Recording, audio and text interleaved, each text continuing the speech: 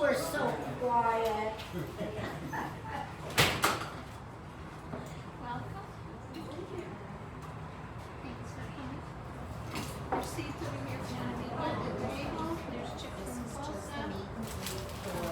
You're making lunch orders here in a minute. So you can't have Testing, testing. Right, better. Yay. Too loud. Okay, so good afternoon, hello Edgewoodians. Can we call ourselves that? Great to see you all here. This is the last of the community conversations with the commissioner candidates. There's one tomorrow, the debate thing. There's also a forum by another group, Conquest, at the community center tomorrow, Sunday. And I'm not sure why this is, maybe let me try this one. Is it too loud? No, it's like cutting out, isn't it? It's not cutting out? Okay. Sounds okay. Okay. Sounds good. Maybe it's just right where I'm at. So, Edgewood Connected is a small nonprofit, independent, not supporting any individual candidate, and we have volunteers here today for the event. Shelley Hutchinson, Nora Ford, and Sherry Abraham, and myself. And we're glad you're here. I think it's important to have two-way communication with who will be elect in governance and to represent us in the town. So this education process, I think, is really helpful.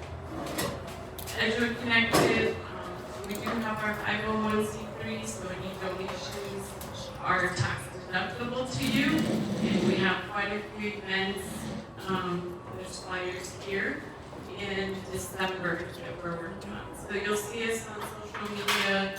You can subscribe to our Facebook page, and also we are on Nextdoor as well, and to our website so that we can communicate with you all. We do have some rules for the event here today. Being respectful, of course, being brief, try not to have repetitive questions, so if your topic is already covered, don't stay on that same topic. And commissioner candidate, if you can keep your answers as brief as you can, and then we'll see how much time we have for you to expand at the end if needed.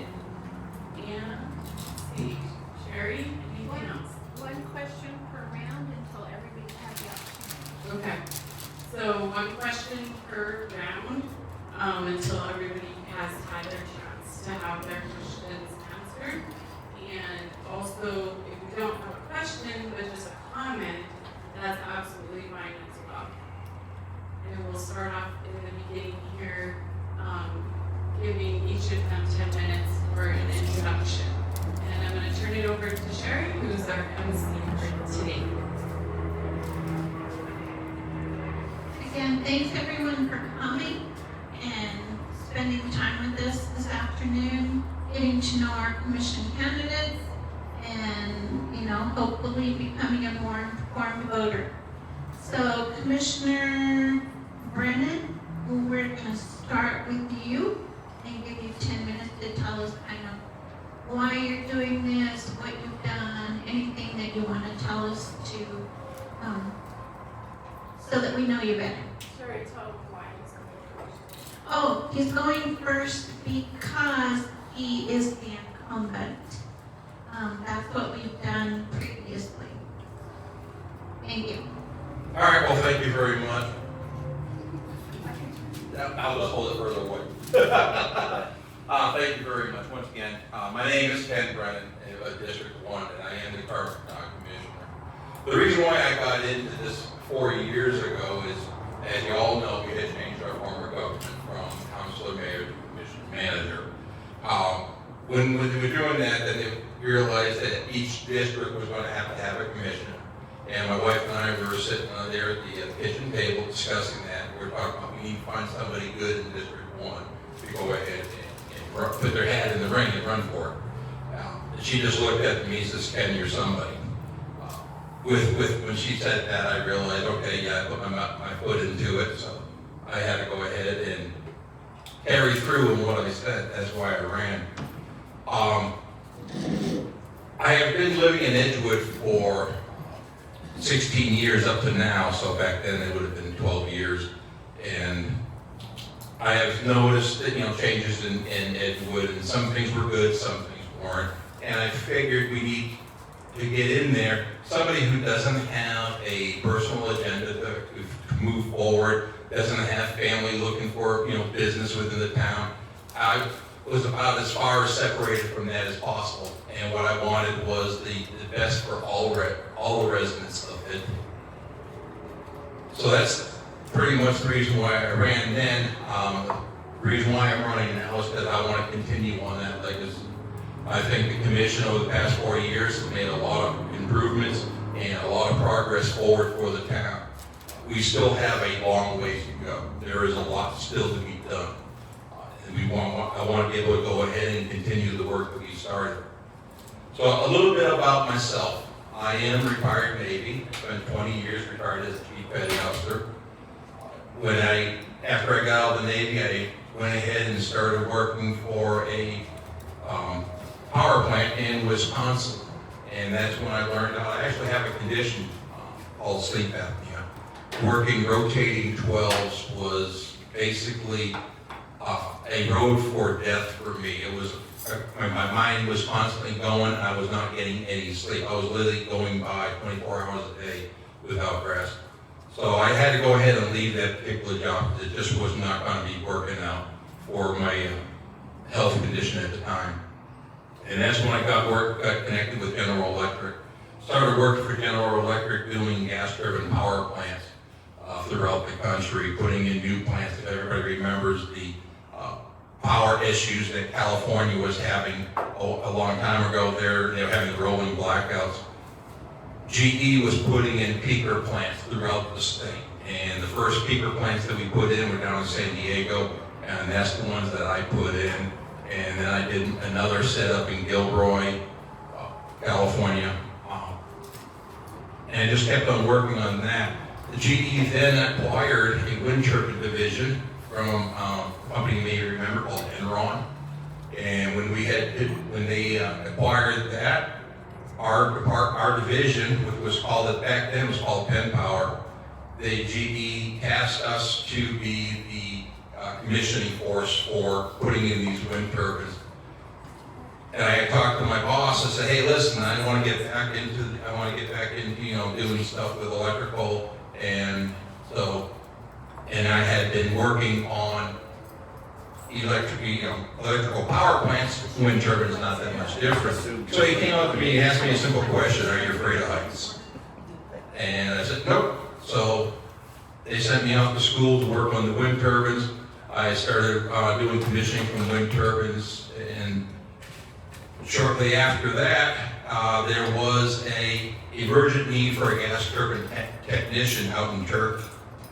And my boss said, hey, listen, I know you're doing wind turbines, you're doing great, but we need you to cover this job out in Turkey because you're really good at what you do. And of course, I'm always open to a new experience. Went out to Turkey, spent 3 months out there working on a power plant that they were trying to put together. And we got that pretty much all done. And when I was out there, my boss asked me if I was tired of being on the road. And I kind of looked at, questions. I guess, there we go. So I just asked him, I said, what are you talking about? He says, we need a manager to manage the wind turbine division, and you're on the short list. Would you like to do it? I said, yeah. So long story short, I became the commissioning manager for the wind turbines, and I stayed a manager with the wind turbine division for 17 years. And that's when I retired from GE just shortly not too long ago. Since I've been on the commission, I am a member of the North Central Regional Transportation Division, also known as NCRTD. You'd be more familiar with them, and that's the blue bus. That's the bus you can pick up here in Edgewood, take all the way to Santa Fe for no fee at all. We've also started now the micro transit system within Edgewood. That is something that I had gone and pushed with the NCRTD being a board member, that this was something Edgewood desperately needed. Some internal transportation to help people get around. I'm also a board member for the Regional Transportation Planning Organization for the Mid-Region. I am also the chair for that board. And just this past Thursday, the board voted again to make me chair for the next year. The Regional Transportation Planning Organization they provide help and sources for funding for getting things done through for like roads, other local transportation needs, and they work for the mid-region area through the COG, which is the Council of Governments. Some of the things that I have been able to utilize while being on that board is some of the grants that we received for doing some of the road work that we have going on right now. Road work that we're going to be doing on Horton Road is going to be partially funded by the grants we were able to get through the RTPO. I am also on the board for the Workforce Solutions Connection for New Mexico. I was appointed to that board shortly after one of our previous commissioners had left. That board, once again, Workforce Solutions, if everybody understands, that's basically an unemployment department, and we help with maintaining policy and the operating of the group. I've also lobbied out in Santa Fe, House Bill 113, if that is the one that is going to be helping rural communities and their animal shelters. I went to Santa Fe multiple times to go talk towards the committees and push them towards, hey, the rural communities need this. And once again, long story short, that bill got passed, and we're going to be able to start applying for grant money through that, with that bill. So one of the things that's going to benefit Edgewood is we're going to be able to enlarge our animal shelter, because it does need expansion. Thank you, Commissioner Brennan. Mr. Candidate, Adrian Chavez. Pleasure to be here today. Thank everybody for coming out on Saturday and spending time with us. I'd like to thank my opponent for accomplishing the NCRTD program. I think that's very beneficial for a lot of our seniors in the community. The reason, and I'm going to start off with who I am. Adrian Chavez Sr, father, husband, Christian. I believe in fairness, I believe in transparency. Why I am running is because I think those things are lacking. And I think it's important for us as community members to bring the truth to light. And I, unfortunately, have been attacked in meetings for doing such a thing. The one blessing that I have today is that I can't be shut up in 2 minutes. Every time we go to a meeting and we're limited as a community to be able to share our thoughts, our ideas, and our plans and our vision, which our commission always asks us to do. I find it ironic that when we do, they don't follow through with that. At least that's been my experience. We sit here in a room put together by our previous mayor. She's hosting this. I appreciate that. We've got to ask ourselves, why are we having to go outside of the routine ways that government should operate for us to make things happen? Don't get me wrong, I appreciate it. But we got to be clear about where we're heading, what needs to be done, and what the people have asked for, which has been severely lacking under this administration. roads, water, sense of community. We keep hearing these things over and over. My opponent has been in charge as the mayor-elect for the better part of 2.5, maybe 3 years, correct me if I'm wrong. What has actually happened in that time? Besides head leadership in our community being fired constantly, lawsuits, it's all fine and dandy. And I take no pleasure in doing this. I take no pleasure in telling the truth. It blows my mind that in today's day and age, we can simply go out, try to get our message across through podcasts and such, but where is the truth? I believe in providing data, statistics, and not just bumping my gums. I think that's extremely important in any form of government. So today, you're going to see some things that are the truth. Not from Adrian Chavez Sr., candidate for District 1, but from internal government findings. Because it's time we expose the corruption and the malfeasance. I really strongly believe in order for our town to heal, as my opponent said a while ago, we all proudly, and for, was it 5 years ago, 6 years ago, we changed our form of government. The real reason we did that is because there was so much corruption and malfeasance. And we hoped at that time that those corrections would move us forward. I hear from many constituents talking about this form of government don't work. I beg to differ. The problem with this form of government is the leadership currently in it. That is where the problem lies. Too busy playing favorites, covering up, and not being honest with the community. My job is simply to represent you. My job is not to bring my own personal biases into this. That is real easy for me. I'm a business owner. I've owned the company for 10 years.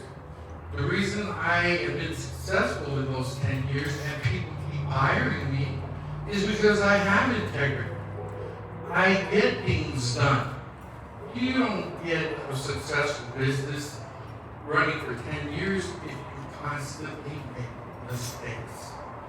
So, as we move on, I look forward to the questions that all of you guys have.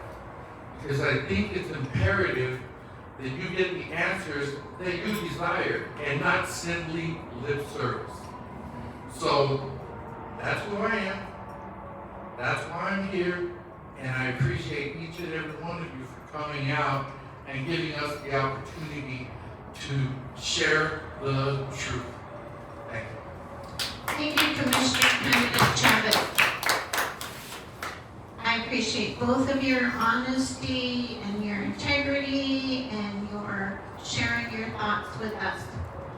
So next, we will move on to questions from the citizens.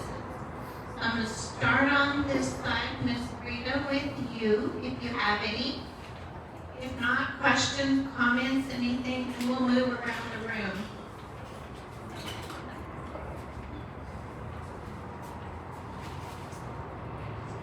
My name is Chris Orr. I live over in Coyote Crossing Estates in Edgewood, almost 9 years. My biggest concern and worry is the water situation. We have limited resources, a limited amount of water. I worked at Joy Box Farm for 6 years. The farm has been active since 1960. This year, actually last year, their well ran dry. So we're no longer provide food for residents. So my biggest concern is running out of water, and it's it seems like we have pro-growth, and I understand that we need more housing, but I just don't think we have the resources to support additional housing and growth. So I'd like to know where each of you stand on the growth of Edgewood. Thank you. Mr. Chavez, you get to go first, because Mr. Brennan went first last time. I appreciate the question, Ms. Gore. I am not a water expert. I know that water is an issue, as water is life. The one thing that I have done prior to this meeting today is I've actually went and spoken to Espinosa, the CEO, to ask those questions. I knew that it was a priority for our community. I've been told from the experts that the problem here in Edgewood and in this area is not so much that we don't have water. There's a huge basin. Again, I'm not an expert. I'm simply repeating to you what I've been told from supposed experts. So what they have advised me is there's a huge basin 5 miles southwest area of Stanley, New Mexico. As anybody that knows anything over here, that who owns the property? Kings that own that property. There is plenty of water. The problem we're having is transmission lines. Being that Entranosa is a co-op, they can't ask for state funding. So they're kind of stuck in the middle. They have to use the people that pay the bill to incrementally raise those funds to add transmission lines over time. Mr. Tom Torres with EPCOR said the same thing. So I, like you, am still very confused. I don't know who's telling the truth. I've talked to the state engineer's office, and you get a different perspective. So I will commit myself to you, as I already have, based on my answer, not even being in office, just simply being a concerned citizen enough to go out and look for the truth. I'm not the type of guy that's going to sit here and just give you lip service. I'm going to show you facts, and I'm going to show you data, and we're going to work to fix this and figure out how to fix this over time. That, you have my promise. Thank you. Thank you. The situation with water, Edgewood, is a serious issue right now. One of the things that we have done in the commission, we do have our water ordinance now to allow the town to become a water utility. Now, for us, that's going to be a wholesale water utility. With that ordinance being in place and the ongoing 40-year water spreading that we have started, we're going to be able to go and acquire water rights throughout the area. Once we can have water rights, we can pull that water up out of the ground and be able to sell it to the different entities that commercially sell the water to the residents. With that, it also now allows us to get state and federal funding to assist us with that water, in obtaining that water. And not only that, but creating a treatment system. Because the water that we have right now, we all know how hard it is. I mean, if you put it in a swimming pool, it'd be like diving into concrete. The water that's down there, it's hard water. It's not that, that there's really good water here, bad water there. It's wherever you have your water right, you pull the water up. And we can go ahead and we can start treating that water and lowering the hardness rate of that water and selling it to the entities that distribute the water within Edgewood. That's going to improve their water, because they'll go and mix that water with the water that they have coming out of their wells, and it's going to improve the quality of the water. And that's going to do two things for us. One, it's going to go ahead, the residents out there, it's going to take less toll on their household water system. If you don't have a good water softening system and an RO system in your house, you're going to go through appliance, because that's the nature of hard water. It's just really hard on all your appliances. The other thing it's going to do for us is all the customers that send wastewater to our wastewater treatment plant. It is going to go ahead and improve the quality of water that's going to there, reducing the amount of maintenance and the cost to that wastewater treatment. Now I've been talking to the folks down in Stanley. They actually have a group together now that they are fighting the wholesale selling of water. I don't know if you ever noticed all these water trucks that are hauling water out of this area. And where's all that water going to? The wind farm. Yeah, I know, I used to work on wind turbines, but wasting good drinking water to do dust control on dirt roads out of the wind farm is ridiculous. So we're working now, Commissioner Milligan and I are working with the folks in Stanley to go ahead and support them in the fight that and try to get the rules changed in Santa Fe so they can't be taking that water outside the area and going and putting on those roads, keeping that water in here. At Kings Day, actually, there was a situation a while back, I don't know if you remember this, but they have a fuel farm out in Stanley, between Stanley and Majority, and all those huge tanks, they had to pressure test them. And to do that, they fill them up with water. Once those tanks were filled with water, they have to hold it for so long, prove there's no leaks. You know, that's fine. The problem is that water cannot be used for anything else. So they had to go ahead and drain it into ponds and let it naturally evaporate.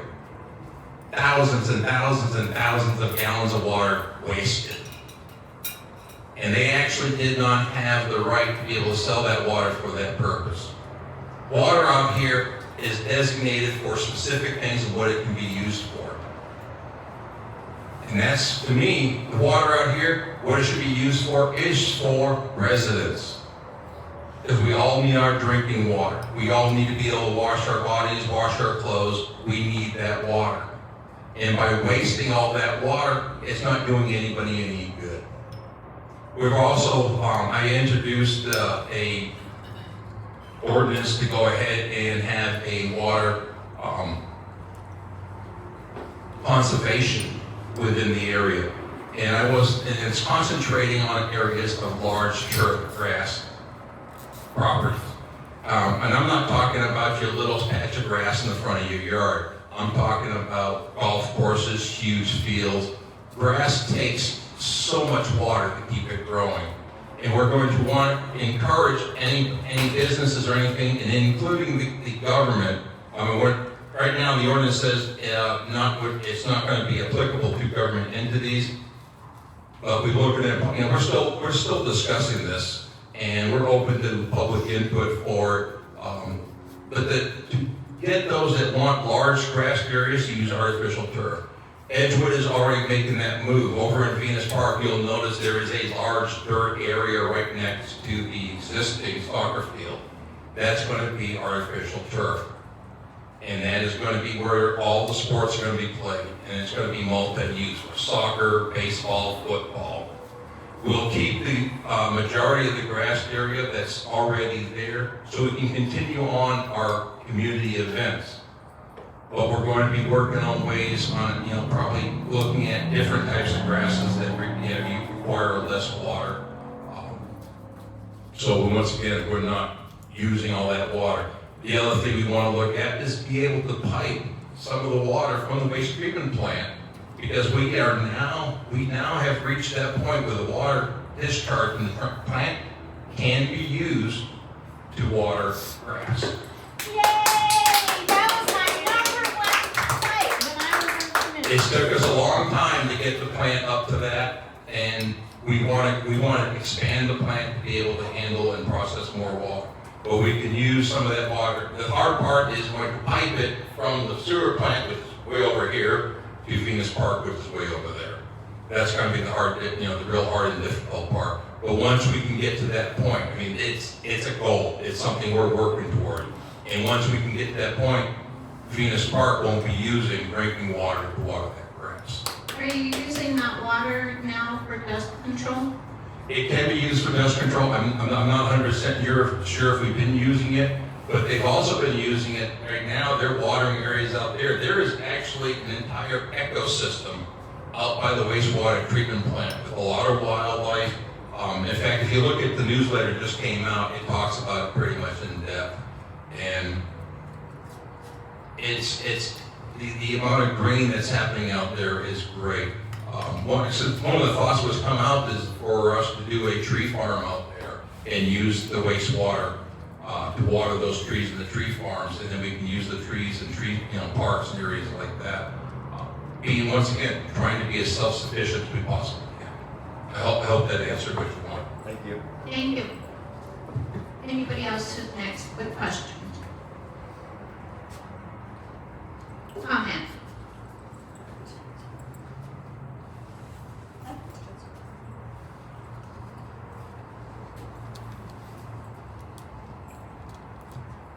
Question to you, Adrian.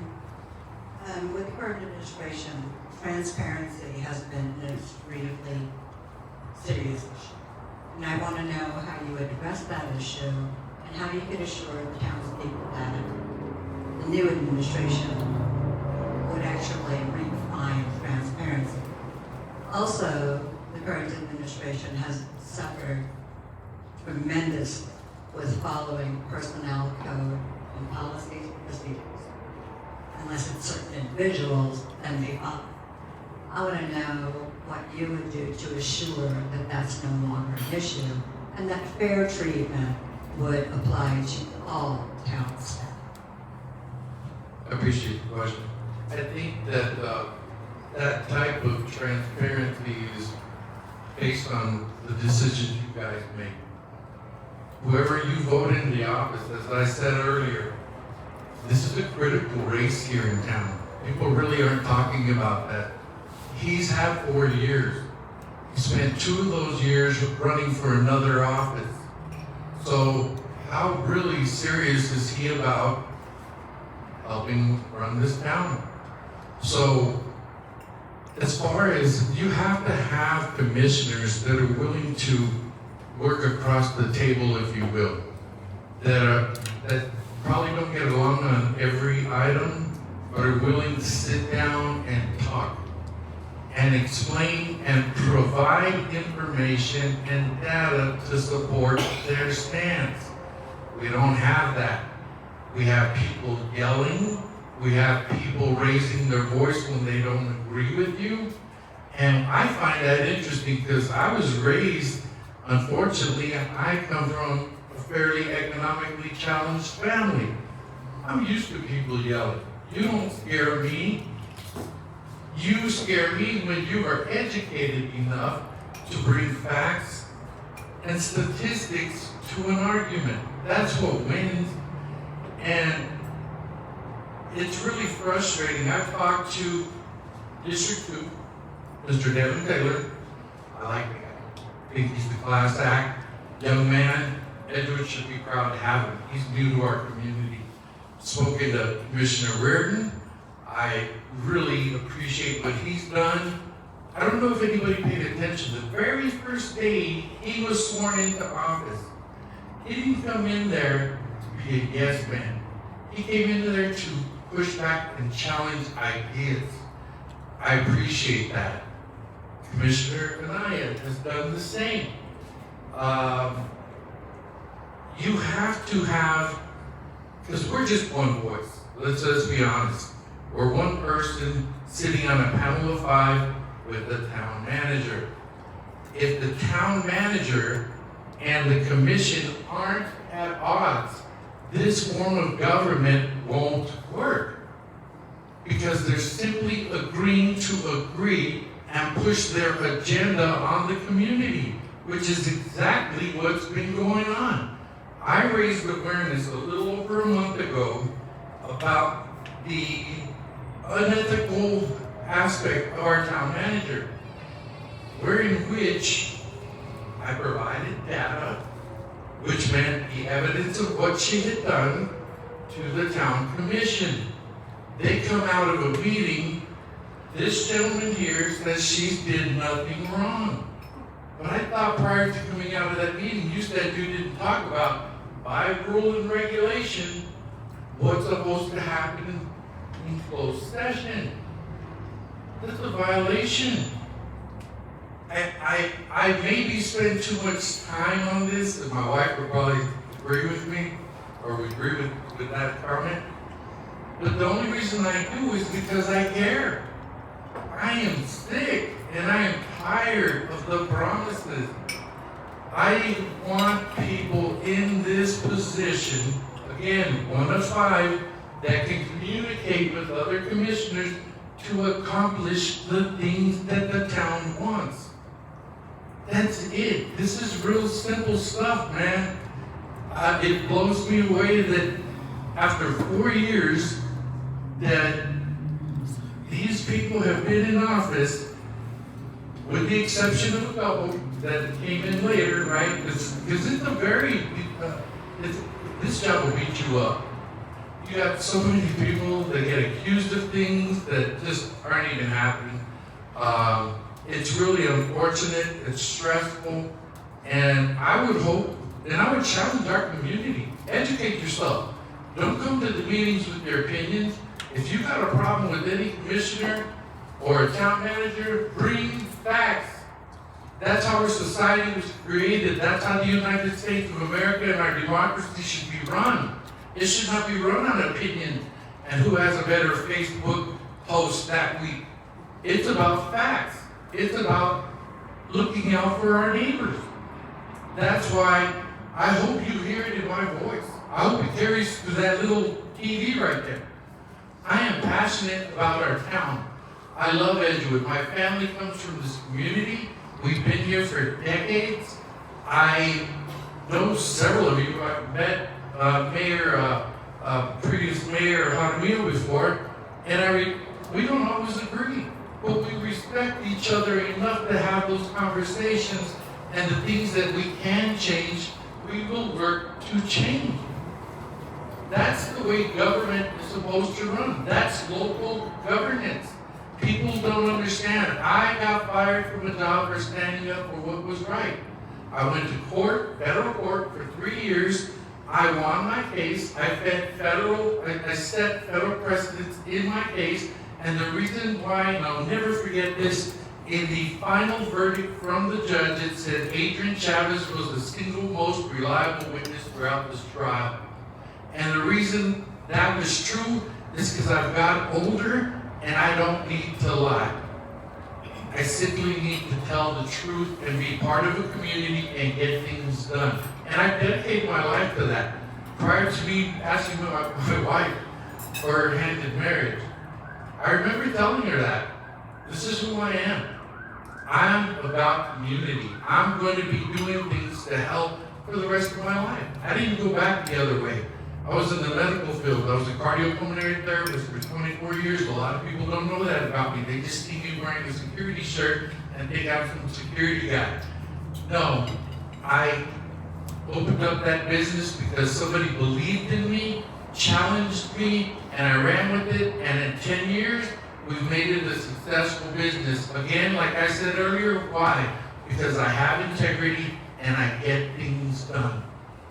So I hope I answered your question. Thank you, Commissioner Chavez. Your turn, Mr. Brennan. Well, there's a lot of accusations that was made right there, and a lot of it's false. Our town manager has been credited by the municipal league of the great work that she has been doing. The municipal league is an organization of the municipal governments throughout the state, and you have to be a member. And most communities within the state of Mexico are members of the municipal league. The comments that they have made is since the commission came in, we had a rough start. Because of course, we're starting everything from scratch, rebuilding everything, literally creating a new government. So the first year was rough. We had a lot of work to do, and we still have a lot more work to do now. But they have credited us with our town manager, current town manager, and the commission that we have made great strides in moving Edgewood forward. That's recognition from a state level. Now, I'm not going to get into partisan politics. I know a lot of that's starting to happen. But what I am going to say is, I myself operate at the most ethical level I can. I talk to people that want to talk to me. Now, when those people start going ahead and insulting, screaming, and yelling at me and accusing me of things, I'm going to back off. You don't get into an argument when they start off with you're guilty, you're guilty, you're guilty. But I'm still going to work on their issues. I get contacted by people from every single district, not just District 1, and I go and look into their issues. And I go ahead and I work on those issues. I'm going to start off with one of the very first issues that was brought to me, Edgewood 7. There's an uphill curve on Edgewood 7, and there's been accidents on it consistently. A resident called me up and says, is there anything that can be done to this? And I said, oh, let me go up there and take a look. Edgewood 7, back way. And it's not in my district, but we as commissioners, we work for the entire town, not just the district we live in. And when I went out there and I looked at it, yeah, this is not good. There is no markings. This is a dangerous curve, especially at night. There are now road signs out there indicating that that curve is going to be there. Because I went and brought that to the commission and said, we need to take care of this. We have one more thing to do out there, and that's to put in guardrails. Guardrails is something, though, we cannot do on our own. You have to be certified to put guardrails in, and it does get expensive. So they'll get there. We'll get those guardrails eventually up there. But right now, the signs are in place. We have gone over a lot of turnover in town hall. And when you start off with new organizations, turnover is going to be quite common. Because you're trying to find the right people in the right places. Sometimes you get somebody, they start working really well, and then they start going adrift.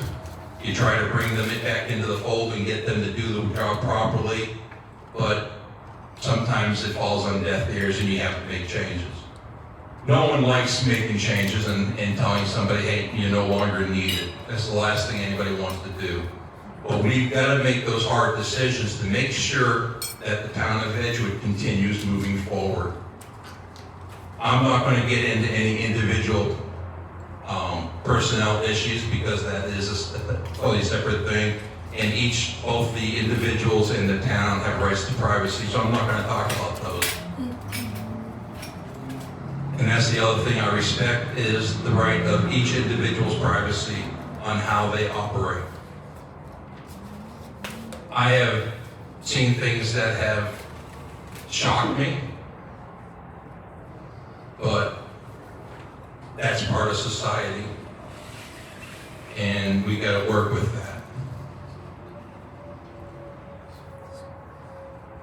that.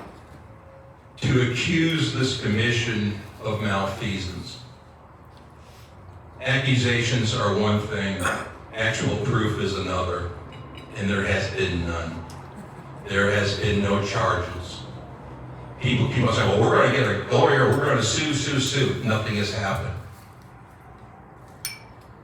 And I think because the majority of that, because those people realize that at the end of the day, then they're not holding all the cards. But I'm not worried about that. I am worried about the direction Edgewood is going and what we get done. Every year, we add more and more to what's happening in Edgewood. When we first got in here, there wasn't even a Parks and Recreation Department. The previous mayor disbanded it. It was gone. We now have a great functioning Parks and Recreation Department. We have one person that takes care of trails and parks. The other one takes care of the different activities that go on. We have great activities that happen in Edgewood right now. We've got the YES program. We've got the carnival. We've got right now there is the, I can't remember the term that we're using for it, for its artisans and stuff like that over at Venus Park. We had just recently had Woodstock. We have evening events for the teens. We have a teen advisory council where the teens themselves get together to work on ideas, on things to do for Edgewood, not just for the kids, everybody. Mr. Brennan, can I ask you to kind of stay on the topic of transparency and accountability? Yes, but he was accused of things. He should be able to defend.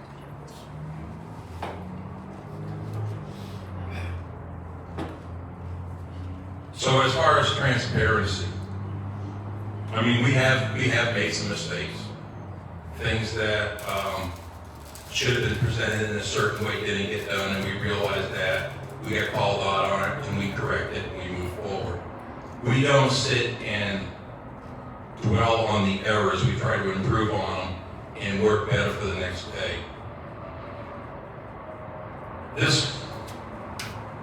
This commission does its very best to make sure that everybody is informed with the information that they can have at that time. Some people, they call transparency, they want to know everything. There is a legal issue going on. They want to know everything that's going on about that legal issue. There are privacy rules that are in place. You have attorney-client privileges that are in place, and you need to make sure that you follow those, because if you violate those, then you're also violating the law there.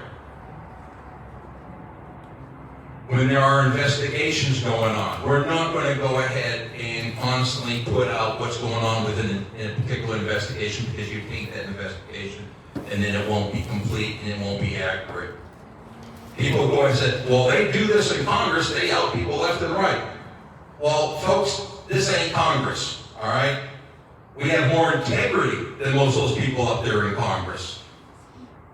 And we are going to go ahead and follow the rules to make sure that everybody is treated fairly. Accusations are one thing, proof is another.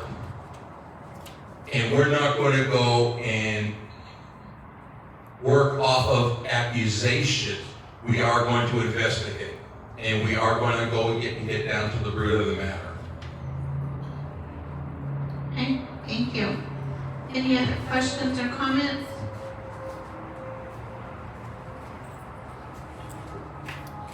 Can I just remind everyone, up until this point, we have had a very friendly conversation. Can we please keep it that way? This is for citizens to understand who you are and how you're going to serve them. Thank you. I really wasn't going to say anything. Closer to your mouth. I wasn't really going to say anything. I was just listening. I do appreciate that we're trying to stay brief in our answers and not ramble. Mr. Chavez sent out a couple of things that I don't think Commissioner Brennan got to see. And I don't know if anybody else has actually looked at it. I looked it over, and it has to do with a $10 million federal grant that supposedly the community received. I do remember this. It was an open session. It was an irregularity regarding the $10 million and an email. The town started an investigation upon it to see what was going on.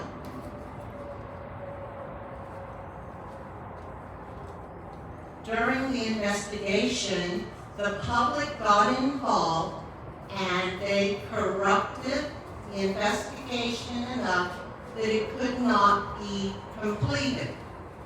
So therefore, when it says at the bottom that Mr. Chavez very nicely highlighted, it has been confirmed with the federal agency that no such grant existed, nor was no such grant approved. There's no investigation to see how this came about and what happened, because the investigation was so compromised, they could not finish the investigation to either convict nor exonerate the Commissioner Sterling Donner that was in question on this. So this situation is hanging over his head, not because the commission and the town manager was avoiding their responsibility, but because there was influence given and compromised the investigation itself. And that's all I can say on that. There are things that are going on in town hall that I don't think any of us really realize. I do question, and this is specifically to you, Mr. Chavez. You and I had a long discussion on ethics, and you were not very ethical in what you asked me to do to get you information pertaining to this. How are you going to change your ethics Hold on, on this? hold on a second. I want to respond to that, and I want to be very clear that everybody that doesn't know who is speaking is his wife. Thank you for trying to protect him when the facts come out. You said a whole lot of information that I didn't even need to say, so thank you for that. Now, your accusation that I'm going to respond to is that I've never spoken to you, lady. You are sitting here in a public forum lying. Would you like the text? I would love the text where it says that I asked you to corrupt and do something out of the ordinary. Hold on, I need to have the opportunity I to think respond. this needs to be talked about at another time. No, this is a public forum. This is what you guys created. This is what you wanted us to talk about. Transparency, doing right for the community. I'm sorry that the truth hurts. How come all of a sudden now I'm the victims? It makes no sense to me. It's not They're that covering up things. I'm exposing it. That's all. She only has 2 documents.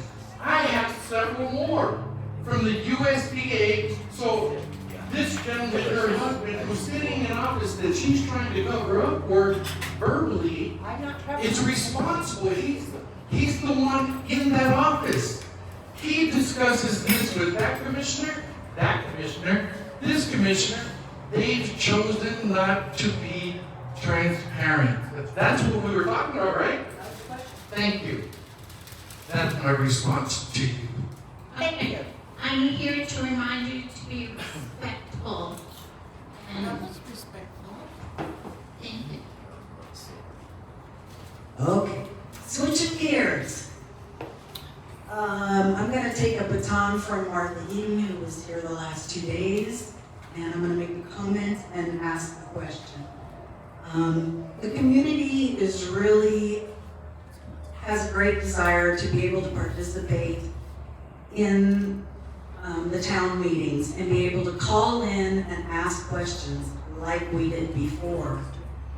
I would implore Mr. Brennan and the rest of the council to see what they can do to make that happen before the end of the year. There are a lot of people that are homebound, there are a lot of people that can't come in.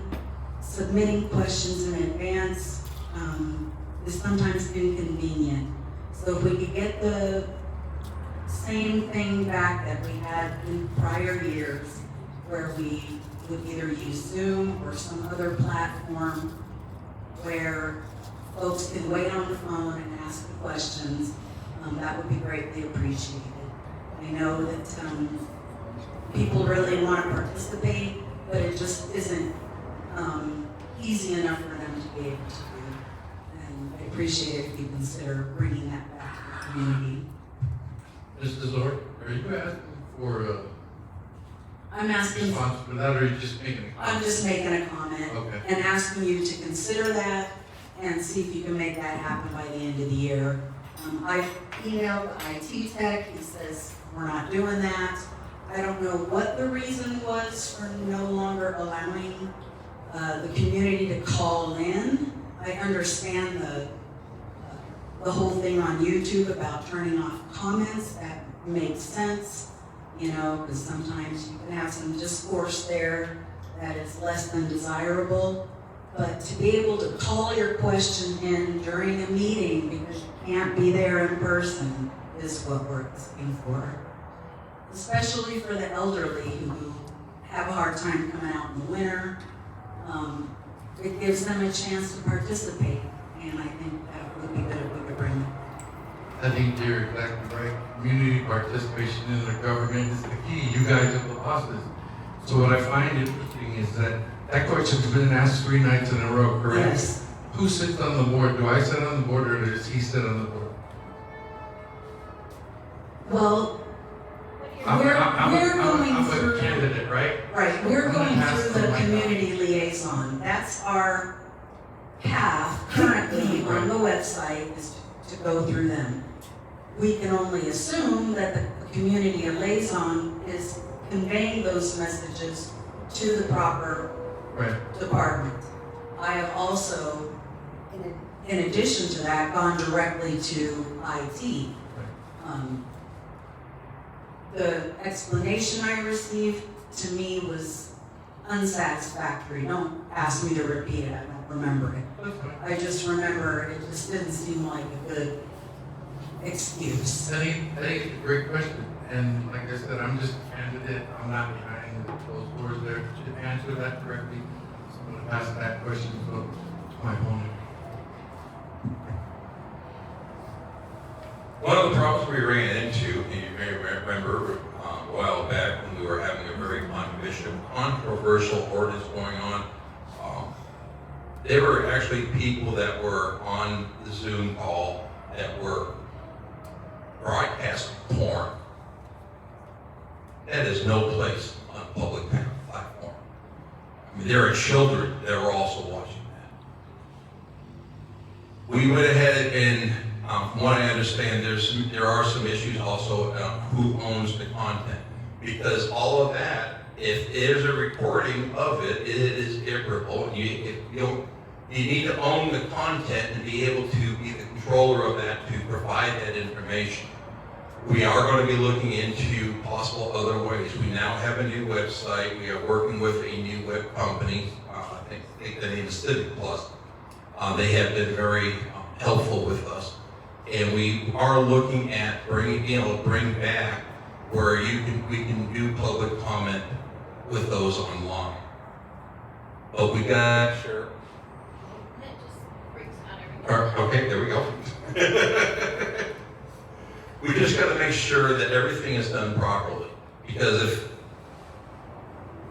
we can't control the actual recordings, there's an actual term for it. I'm not an AT guy.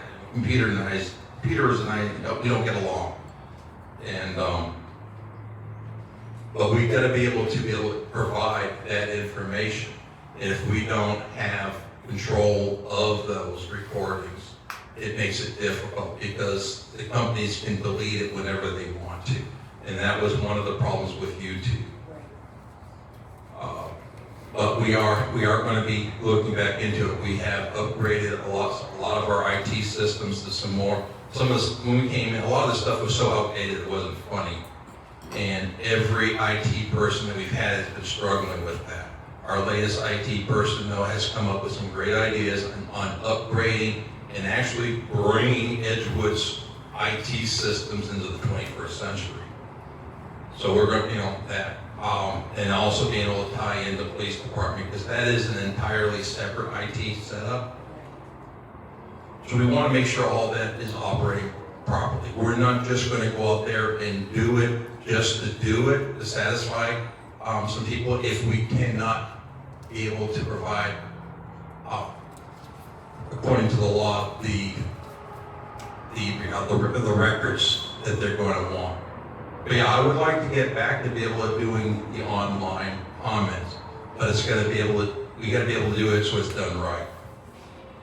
Thank you. That's more than we got from anybody else. So it's good to have a little insight behind the reasons why that was done. On the topic of roads, it's my understanding that the town does not have crack sealing equipment for asphalt.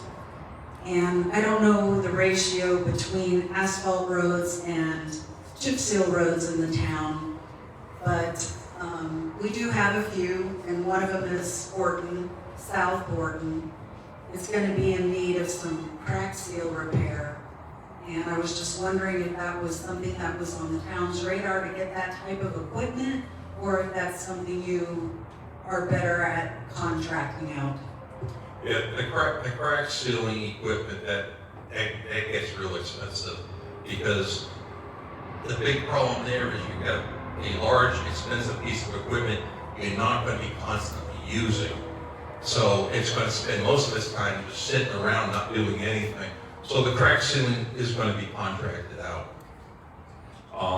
We've applied for grant money to go ahead and do that particular work on both Dinkle and on Hill Ranch, because I don't know if you've been down there, beginning to alligator to crack real bad.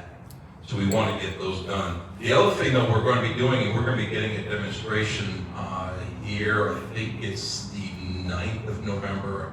Don't quote me on the date, but it's a machine called a zipper. For those of you who don't know what a zipper will go over a road and literally grind up the surface. You can go ahead and grind up an inch, or you can take it down and go as far as 12 inches deep.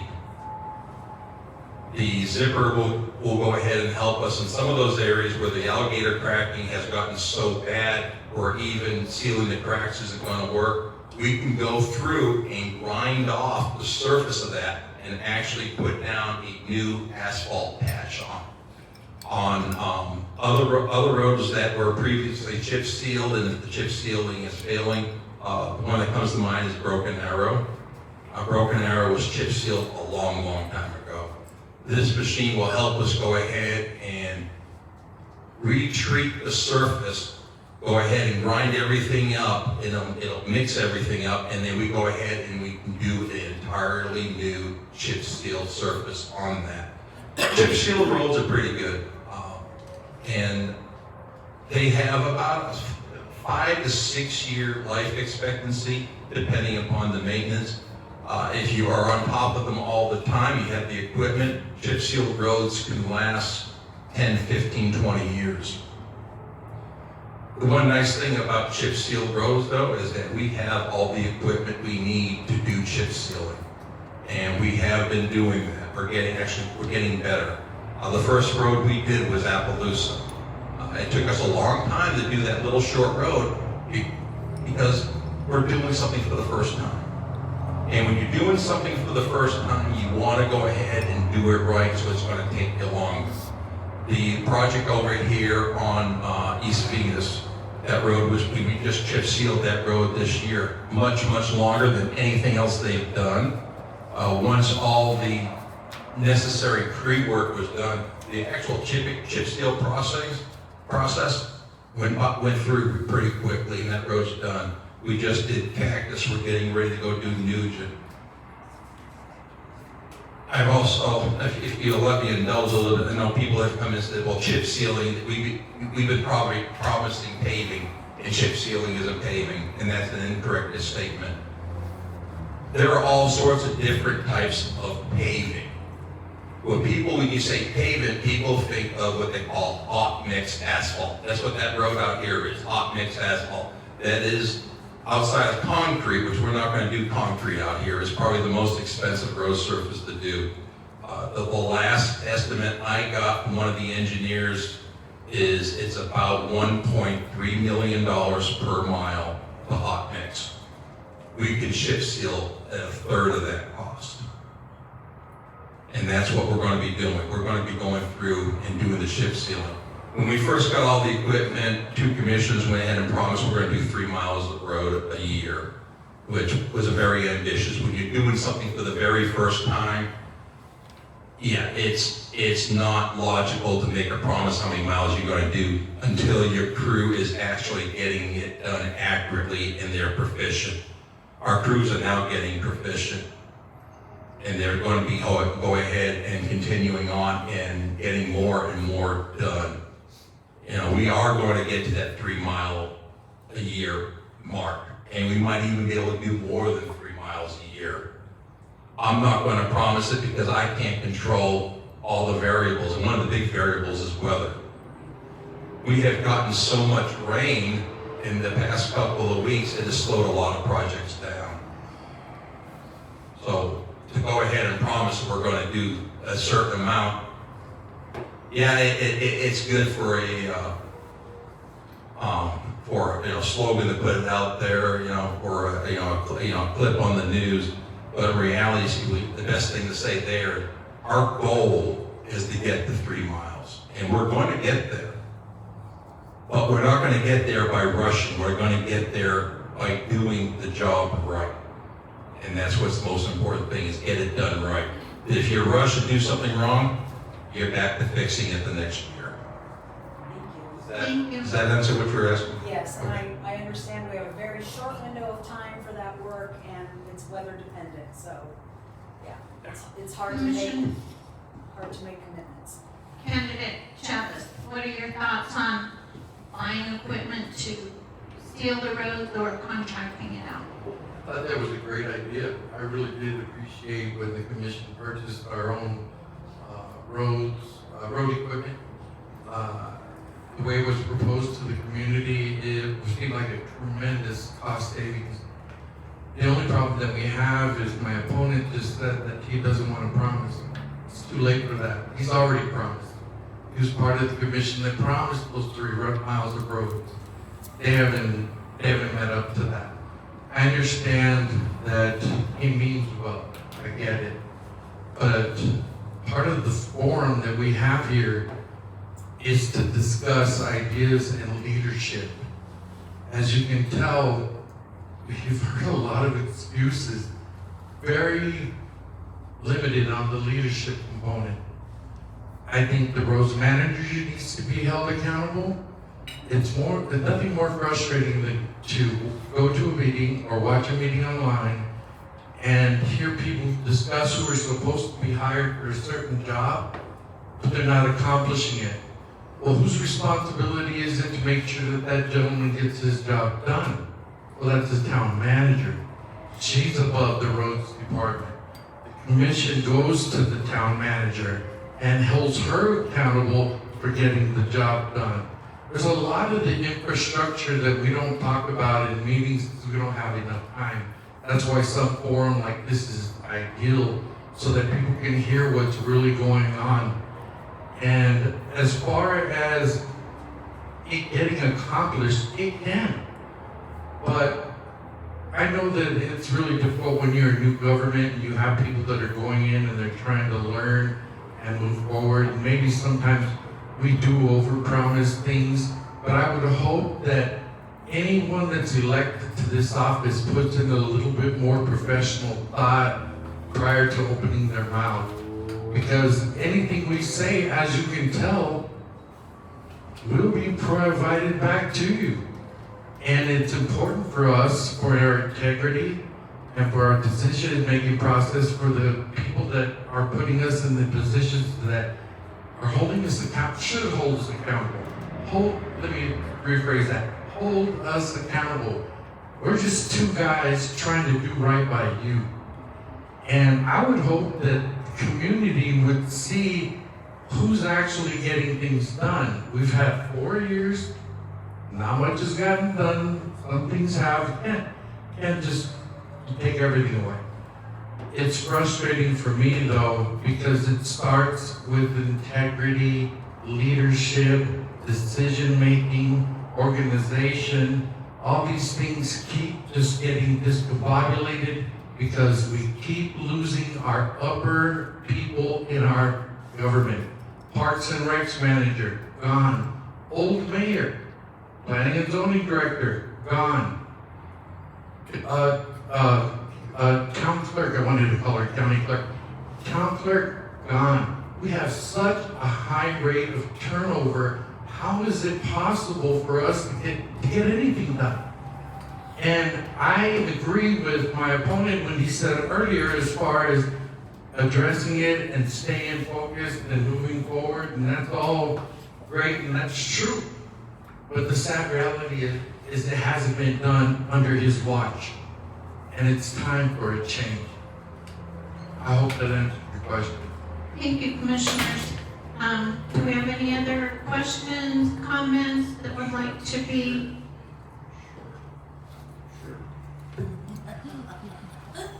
First of all, again, this is a comment and then a question for both of you that I'd like to answer. I spent 23 years in public works. I retired as superintendent of the service center of the town I lived in. I oversaw roads and right-of-ways, trees and medians, facilities, fleet, grounds, so I hired a couple of people. And the last question on the interviews was, why should I hire you? And that is the question I have for both of you gentlemen. Thank you. Commissioner Candidate Chavez first. That's a great question. As a business owner, I do that at least sadly 2 or 3 times a week. It's hard to find good people. I'm well aware of that. That's something that me and my staff struggle with weekly with. Because people will tell you what they want you to hear. But when the rubber meets the road, you ask them to do what they said they were going to do, then you start getting excuses. So nothing gets accomplished. So as far as why, I think, as you can tell, my opponent had made a statement which triggered me to share with you guys, which people on the, streaming didn't get to see. Integrity is important. Truth is important. I shared with you facts, not my opinion. I've done that each and every meeting I've ever went to. I'm constantly, for lack of a better word, being told to hush, finger gestures that you guys can't see because of the way their cameras are set up. My First Amendment rights are constantly being challenged for telling the truth. That just blows my mind. So I would hope that you and the rest of the people in this audience and those people that are out there would want somebody that has integrity and has a proven track record from a business standpoint of getting things done. That you have a promise for me. I'm not a lip service guy. I'm gonna show you evidence and get things done guy. So, I hope you hire me. Thank you.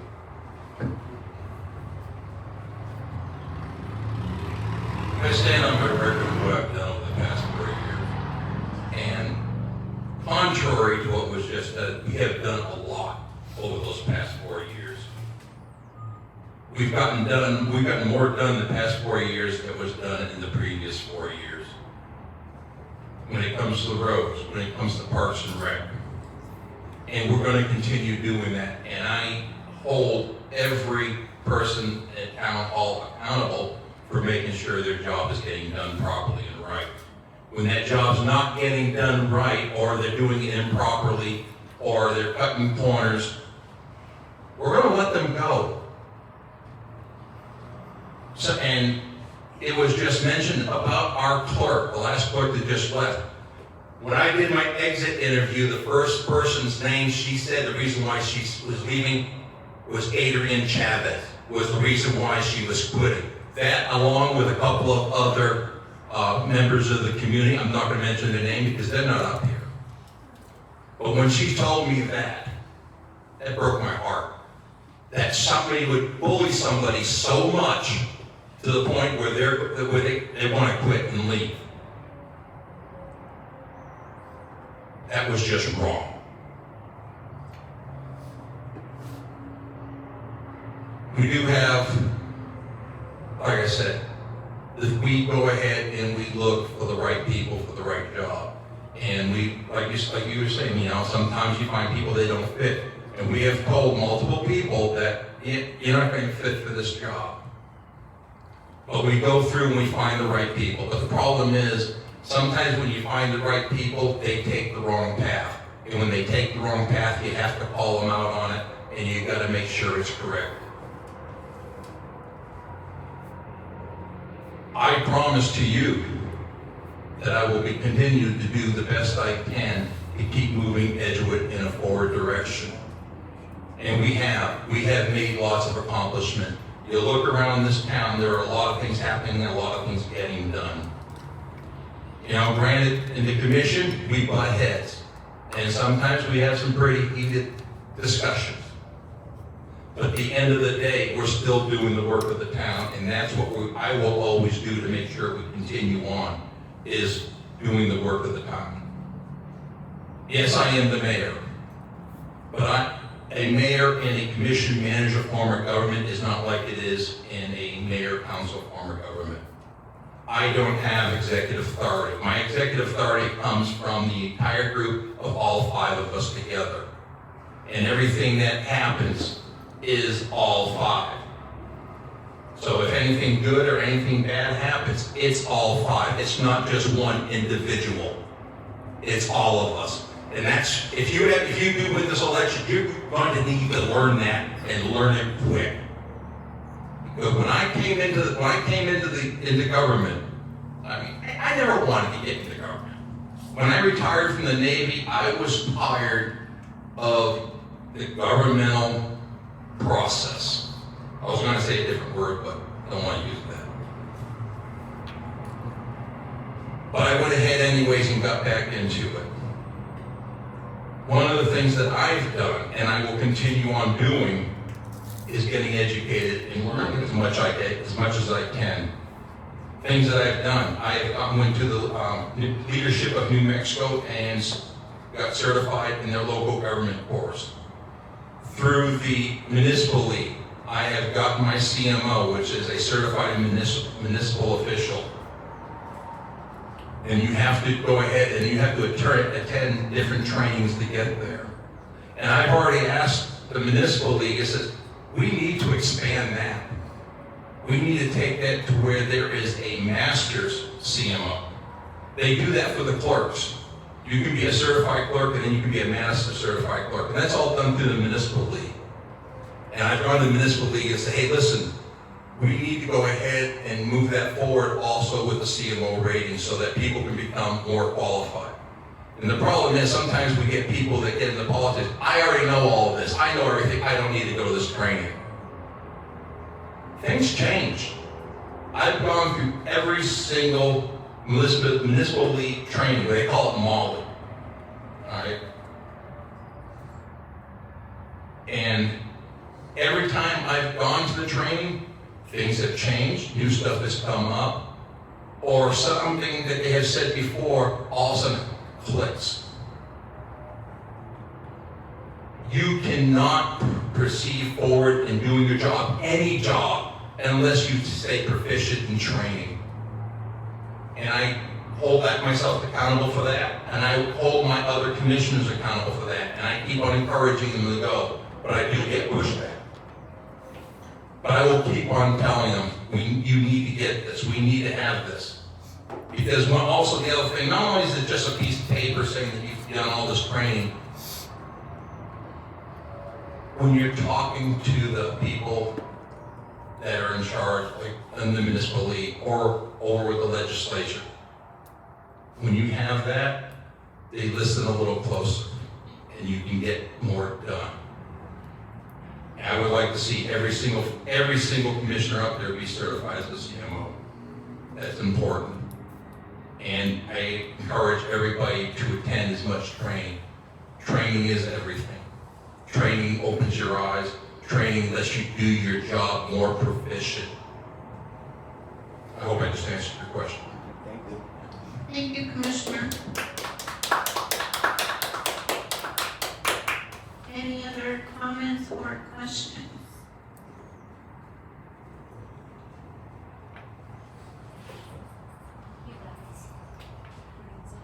Yes, you're welcome. I do have a couple of questions, actually, that we shared in at least the first time. Are you pro-growth of Edgewood or close the gate behind you type of Edgewood, rural, or somewhere in the middle? And I'm not sure who started last, I think Adrian did, so let's start with you, Mayor Brennan. Growth is a very tricky thing to deal with. You need to control the growth. If you let it go unharnessed and let it just go wild, you're going to have problems. You're going to start having issues like they're having out in Rio Rancho and a lot of the communities out there. Look at Albuquerque. Albuquerque's a fine example of it. That's just gone, crazy. Growth has to be managed, and as you grow, you've got to make sure. Give it a second. Here we go. I don't think that thing likes me. You've got to go ahead and make sure that you can get your infrastructure in place for that growth. You've got to make sure that you have the services available to take care of that growth. You want to have that in place first to accommodate growth. Because if you don't, it goes under control. We have zones throughout this town. You have commercial zoning, we have residential zoning, we have what they call the master plan zoning. I've looked at the zone chart and it's laid out quite well. We have good specific areas.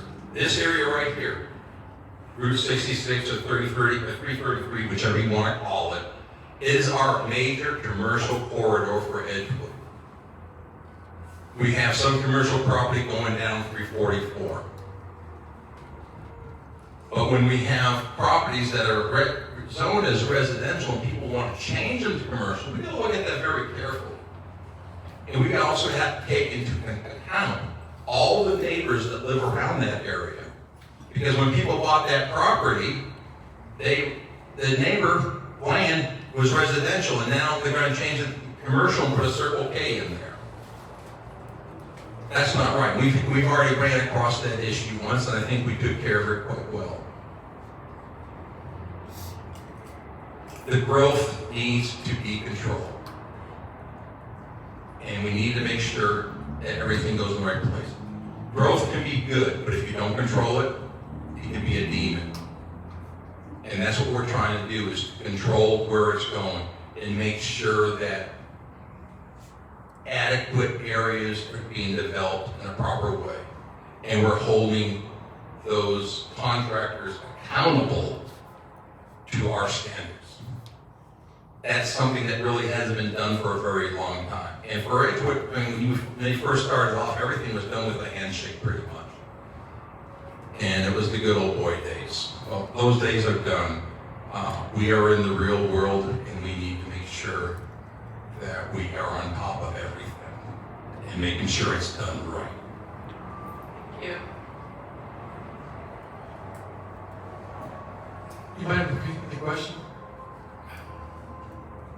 Are you pro-growth for Edgewood, or keep the gate closed behind you, type of rural position, or somewhere in the middle? I would have to have somewhere in the middle. This growth is inevitable. I mean, that's how we all live about here. I find it odd that we ask that question quite frequently around here, because we moved out here and we don't want nobody else to move out here. It's going to happen. It's a beautiful place. I think Commissioner Murillo made that very clear last night when he did an eloquent reasoning as to why people come to Edgewood. They come here for the space, they come here for the views. I mean, the house I live in, my home, has what I would consider $1 million view. I got San Diaz to my left, I got South Mountain right in front of me, and Santa Fe right across the valley. But I hate to lose that view, absolutely. But growth is inevitable. And we have a planning and zoning committee, and that's their job. Their job is to protect the citizens from overgrowth. Their job is to create and do ordinances that protect us as a community. So that way we can have commercial areas, residential areas, et cetera, et cetera. But we don't even have really well-experienced person in that department right now, because we fired the old planning and zoning director. As you can tell, I'm not trying to be ugly or be malicious. I'm trying to be factual. And there's a big difference, and I think people, they need to hear the truth. Truth hurts.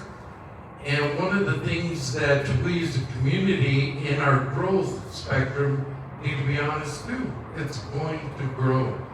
However, we need to use the tools that we have in government, planning and zoning, work with them to make sure that we have alleyways, avenues, that we don't have too tall structures, et cetera, et cetera.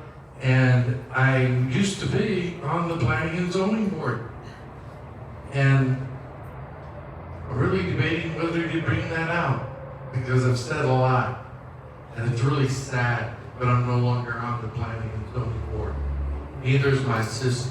And the reason for that is because of vengeful behavior from our town. Nothing I did wrong. And that's all I say about that. However, it's important for our community, those that are here and those that are watching live streaming or may watch this later, to understand what is going on in our community. It is up to us as citizens to stand up and speak up. These seats are not for me or for him. They're for you. You've got to put people in here to get the job done. That's the bottom line. He had made an inference a while ago, which I found kind of funny, because I've got commissioners here that have worked with me on several other items. The reason I am being as passionate as I am today is because I'm fighting for you. I'm fighting for the future of Edgewood, because we've had 4 years of not getting much done. Things have gotten done. I would never say that you didn't accomplish things. That would be very ignorant of me. So I appreciate the things you have done, but that doesn't mean I have to accept the things that you have not accomplished. I hope you understand that. So with that being said, I know that politics can get ugly, but I think that it's supposed to be very factual, very supporting the documents, not so much me saying or people speaking up and making it appear as if because it comes out of their mouth it's true when it simply is not. That's who I hope that Edgewood wants to represent them. The gentleman asked a while ago, a really great question. Why should I hire you? That's another reason why you should hire me. Integrity, honesty, openness. I've already talked to other commissioners. I've vowed, and I trust that they'll keep their word to work for the betterment in the future of Edgewood. So I hope that answers your question. It does. Also, another question.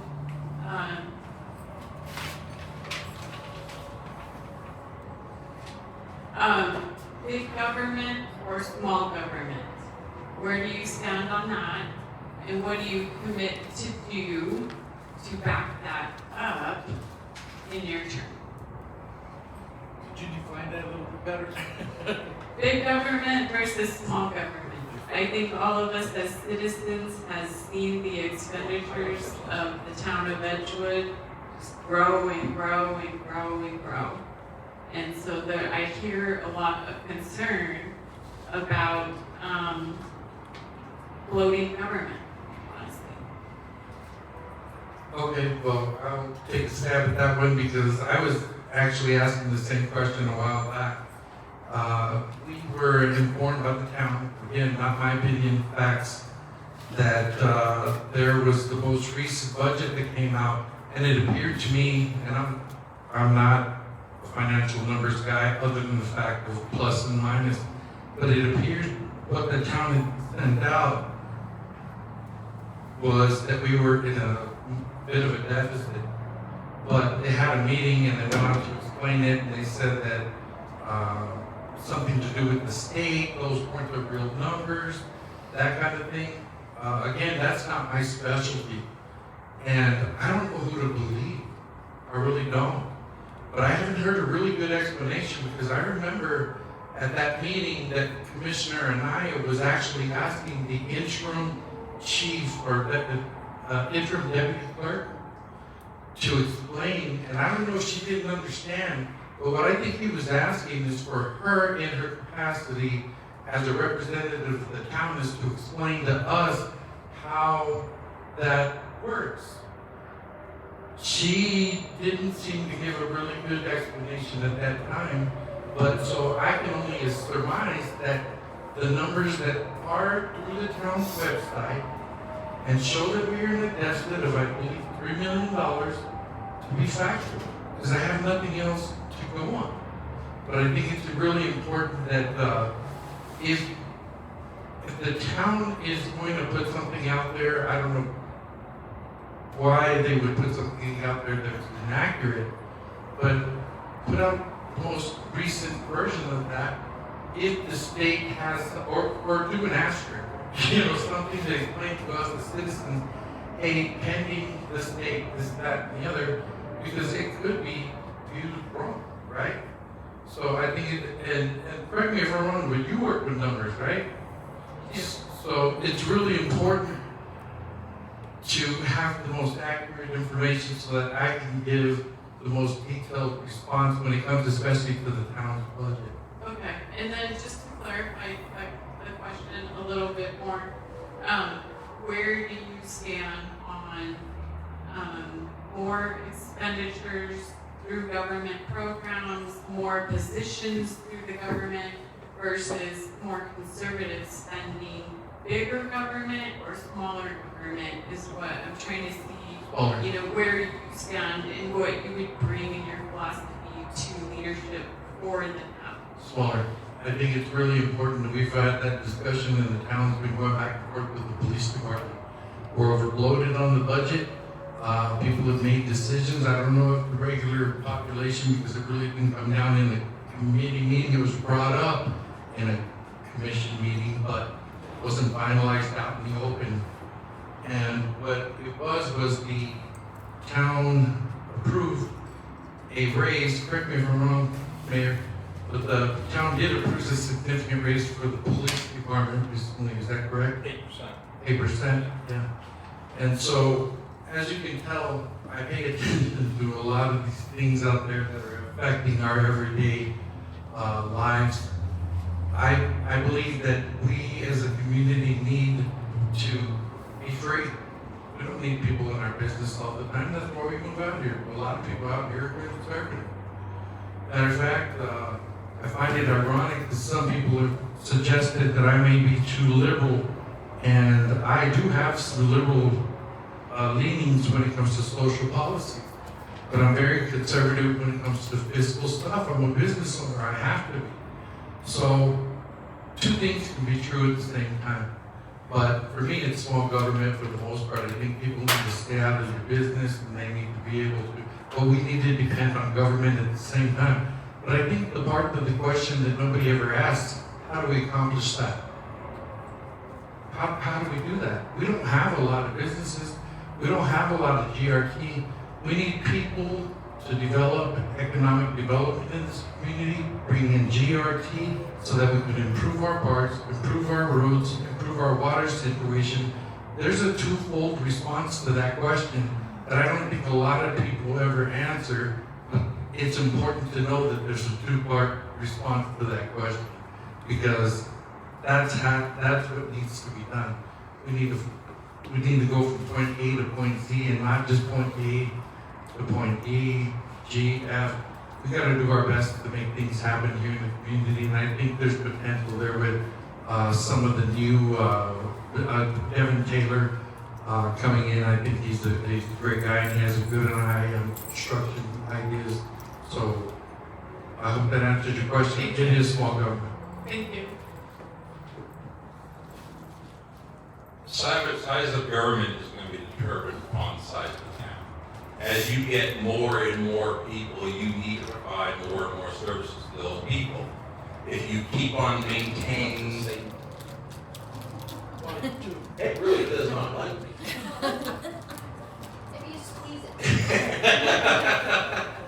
If you try to maintain operations with the same amount of employees that you have, as your demand starts increasing, your performance is going to start to decrease because now you're asking too much of each individual.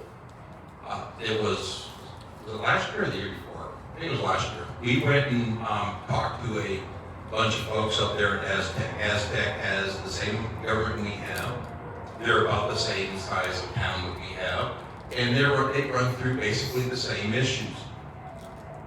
And they had almost twice as much staff than what we do. And that's because of everything they've got to do and all the things. You can't go and push a person to the limit to where they're actually working more hours awake than they get, than they can actually be able to relax themselves. At one time, when we were having some personnel transition issues, our town manager was also acting as the treasurer and was also acting as the clerk, getting all that done. She was performing 3 jobs at once, and she was keeping us afloat. The problem is, had something like that continued, it would eventually have its toll on her, and that would not have been good. So you have to have enough people in place to provide the services. Our Parks and Rec department is starting to, they're expanding. It's providing more functions for the town. It's a lot for one person to take care of. That's why we now have 2. We have 2 people doing that. So you want to go ahead and make sure that your services are covered and you're not overworking anybody. Because an overworked person is going to make mistakes. And we've already seen that. We've had staff members getting overworked and mistakes were made and we paid the price for it. We've got to make sure adequate numbers. And that's the same with any business. When you go ahead and you try to operate a business and you cut staffing as low as you can because you're looking at your bottom line, your end product is going to suffer. So, small government, big government, it is a government accountable to the size of the town that you have. If Edgewood was to become, and this is going to be a long ways off, and it is projected at some date, it is projected Edgewood will have a population of 20,000 people. All right, and that's 25 years into the future. You cannot operate a town of 20,000 people with the amount of people we have in town hall now. So your government has to grow in sync with the growth of your population in order to do a good job. Okay, thank you very much. The other question I have that I've been asking the candidates relates to ethics and core values and conflicts of interest. And so in Edgewood's past, unfortunately, we've seen violations of the Governmental Conduct Act, violations of the Anti-Donation Clause of the state constitution, and people, quite honestly, using their elected, appointed, or hired positions for personal gain. No matter what position it is, no matter what the org chart looks like, no matter what the form of government is, there's always the risk of people using their positions in government work with taxpayer dollars or in their position of authority for personal gain. And there have been many conflicts of interest. And so I just want to ask you to speak to your core values and your ethics and what you will do to prevent that in your personal service to the town. Well, the one nice thing about for me is, one, I don't have family out here. I don't own a particular business out here. I'm not a real estate mogul. So I that background, I am kind of isolated from it. I don't have family members that do business out in this town. I have a brother, he's a professional painter, and he lives in Rio Rancho. He's not going to come out here to do a painting job. I can tell you right now. But if something comes up and I do have a conflict, I am going to go ahead and make that known and I'll recuse myself. And there's actually going to be something that is going to be coming up. I am a member of the Cowboy Church, and the Cowboy Church has a couple of parcels of land they're going to be selling, and I'm actually thinking about buying one of those parcels of land. That property is going to be going through planning and zoning for rezoning. I am going to recuse myself from that. I am not going to be part of that conversation. Because one, I'm a member of that church, and two, I am a prospective buyer of that property.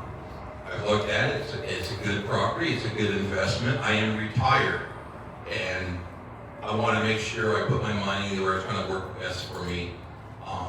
And sometimes buying land is one of those things. But once again, I will then have a conflict of interest, so I will recuse myself. I will not be part of that conversation. And it's very important to me as far as if I see people that are openly working and governing to their own self-interest, I will try to get them to see the light and not go in that direction. I can't force them. Every person is their own person. But if they get to that point, I will go ahead and make note of that I believe you have a conflict of interest. Because that's how I feel. I'm not trying to out somebody. I'm not trying to disrupt somebody. But I want to make sure that the commission stays as ethical as possible. I mean, I'll admit people do make mistakes. And you got to work through those mistakes. But they also have to own up to those mistakes. And we have seen possible conflicts of interest, and it's been discussed. And we've had commissioners already recuse themselves from discussions because they would have a conflict. And I will push to continue that process.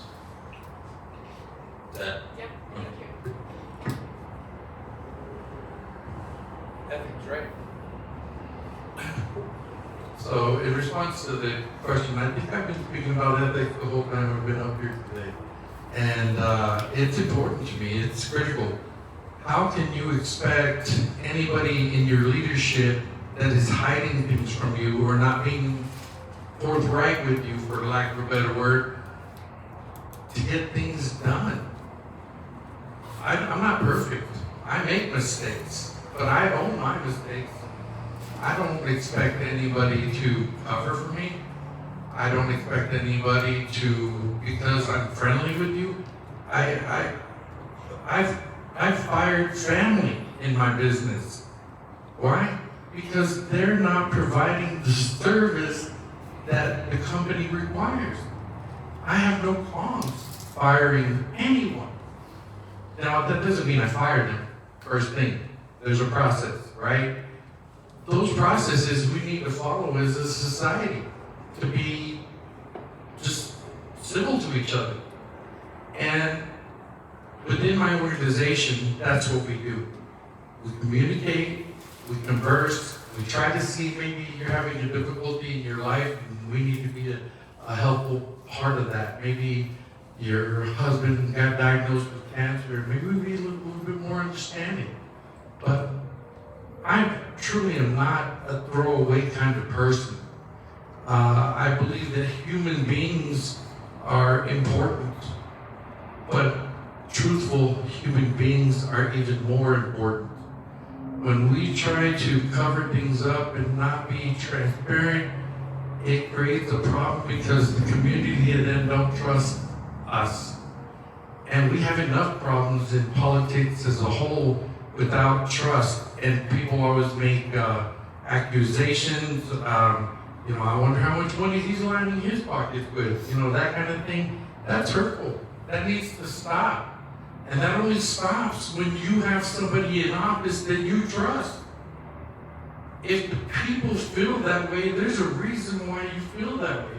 Because you don't have that trust. And as a candidate, a potential commissioner, you have my word. Everything's going to be transparent. I don't hide nothing. even when I make mistakes, I'll call myself out. I don't protect my friends. It just don't happen. And that's who I am in a nutshell. So the integrity question is a real simple question for me. I have it, and I expect others around me to have it as well. Thank you, commissioners and candidates. I have one last question that was brought forth by my neighbor who can't be here tonight. He would like to know, why is town hall locking out citizens? They don't lock them out of the library, they don't lock them out of animal control, and he would like to know, why are we locked out of town hall, and can we consider reopening it?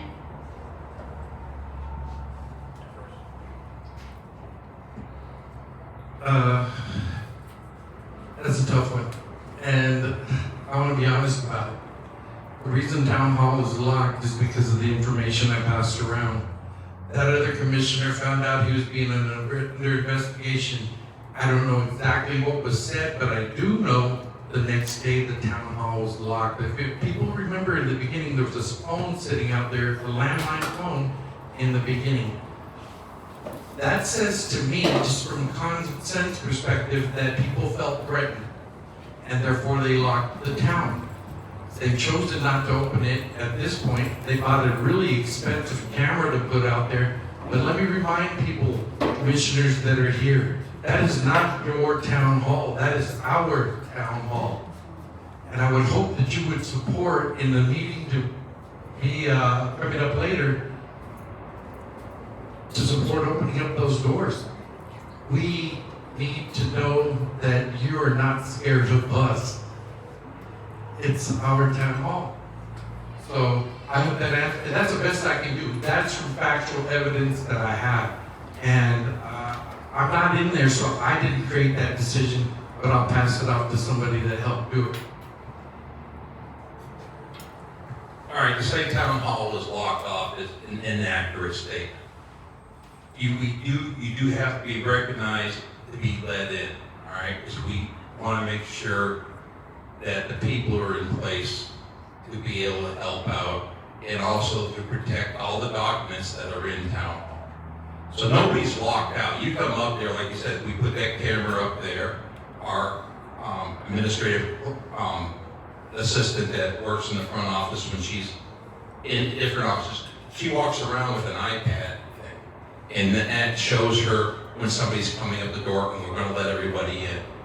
We have not refused entry to anybody, but we are keeping track of people coming in. So one, they're making sure they go to the right, rooms and go talk to the right people and get the help that they need.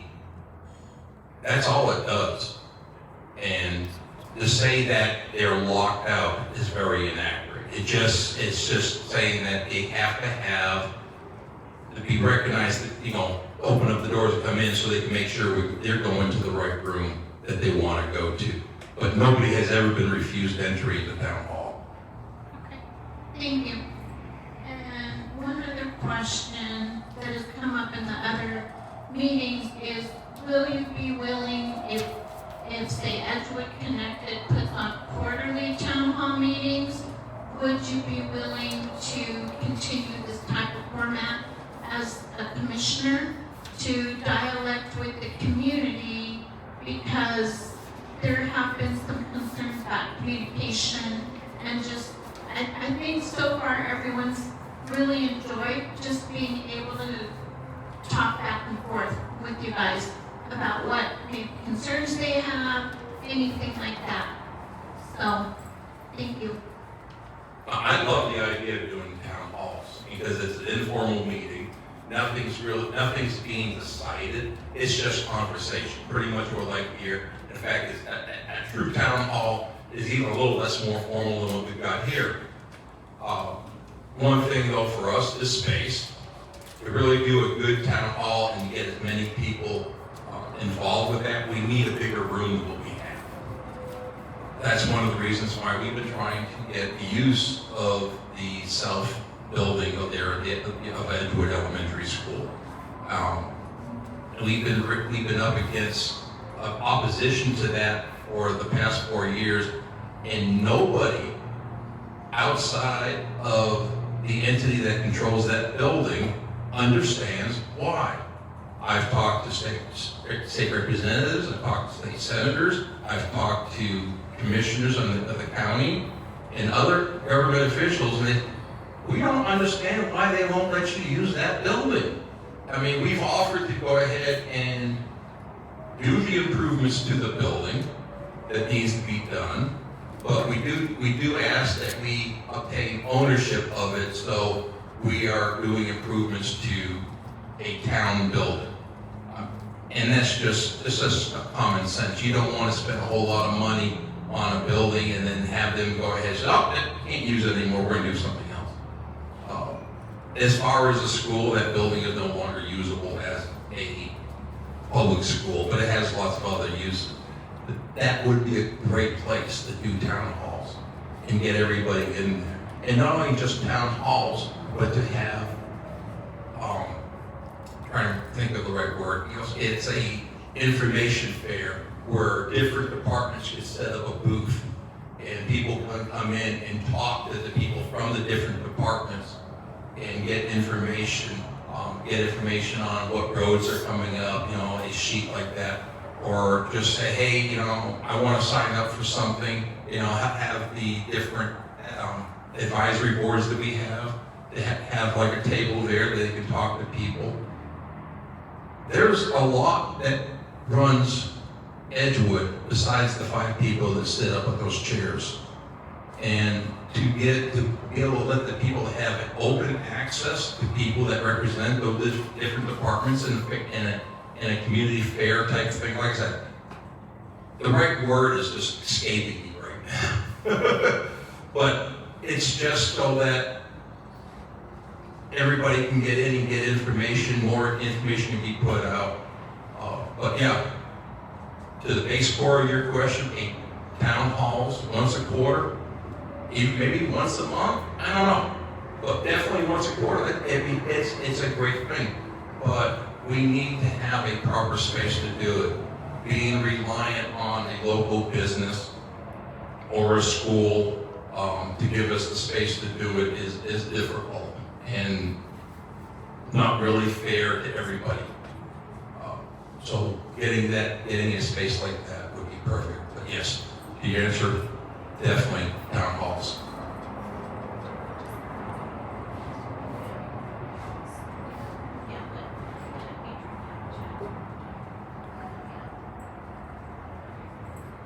Okay, Mr. Chavez, your comments on having town halls. I think they're important. And I mean no disrespect by this, but I think it's sad that you guys have had to do this knowing full well why you're doing it. Because our county has let us down. We have funds that would help people like you, 501c3s that are trying to do right by our community, but they've helped you minimally. And it's one thing to say that they're good, but it's another thing to say that they're valuable. And these are valuable. You guys are the community now. You guys both were in office, but you're community members now, and you see the value of raising awareness. That's why this thing is being put out. Let's just be honest. So, and I appreciate that, because it gives the citizens the opportunity to see us in our element and be able to ask us questions and hold us to account. Some of the times, town halls are good for that. They're great for that. I appreciate the last 2 nights. Commissioner Reardon and Devin Taylor, Commissioner Nayak, Commissioner Murillo. You get to hear them, you get to see them, you get a feel for who they are as a person and what they stand for. And that's what the citizens are looking for. They're looking for somebody to represent them. Again, I can't be clear enough. This seat is only occupied by the people who vote for someone like us. They have to trust us. They have to want us to get things accomplished. I'm very short, I'm very direct, but I just get things done.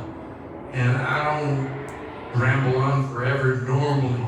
Today's a special occasion, and I apologize if I rambled on from that. But I appreciate you guys doing this. Town halls are critical to the society that we live in. It gets us all as neighbors to engage, even though sometimes we may not agree.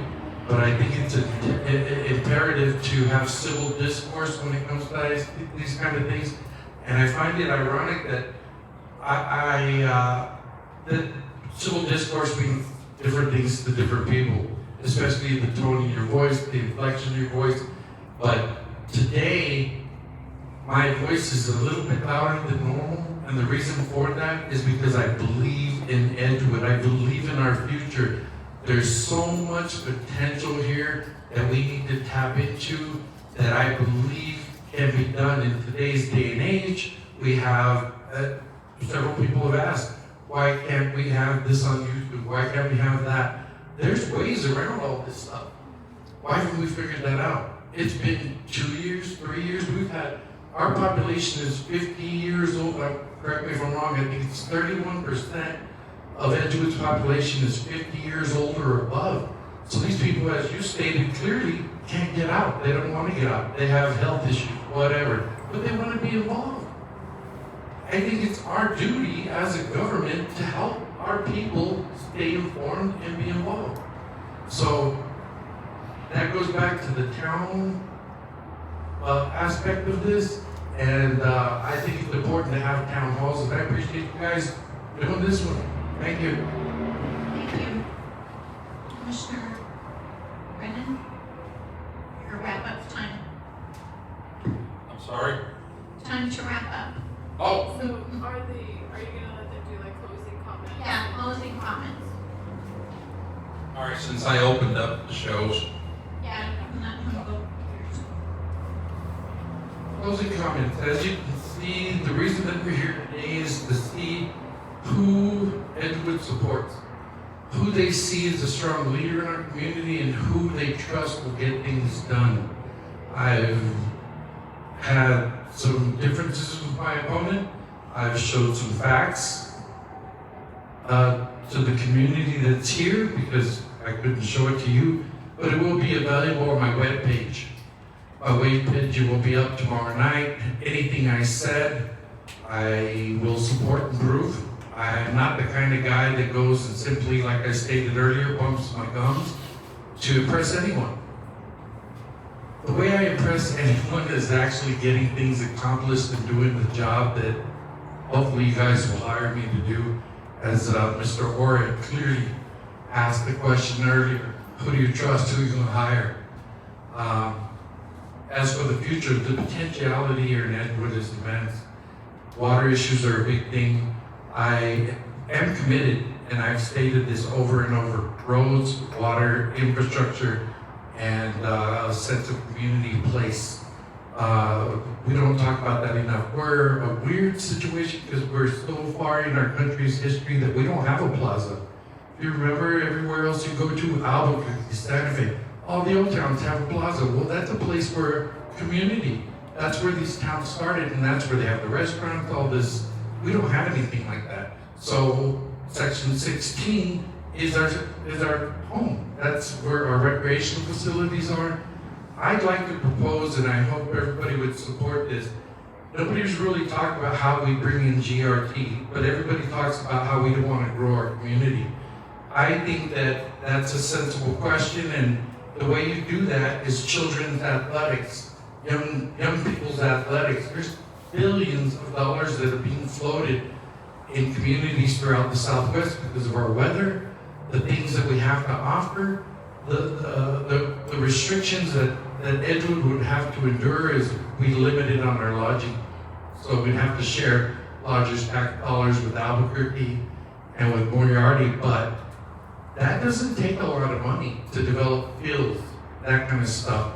As an athlete myself, what blows me away is we use the word because we have water issues. There's hybrid water systems where they grow grass and artificial turf. And the reason I bring that up is, has anybody ever been on artificial turf on a 95-degree day? It's hot. We're expecting these young kids to go out there and play with rubber pellets on a plastic surface where it's about 140 degrees. And their parents are sitting on the sidelines, that heat is radiating. There's so much to think when it comes to developing a community. But I'm committed to thinking of everything with the help of my other commissioners.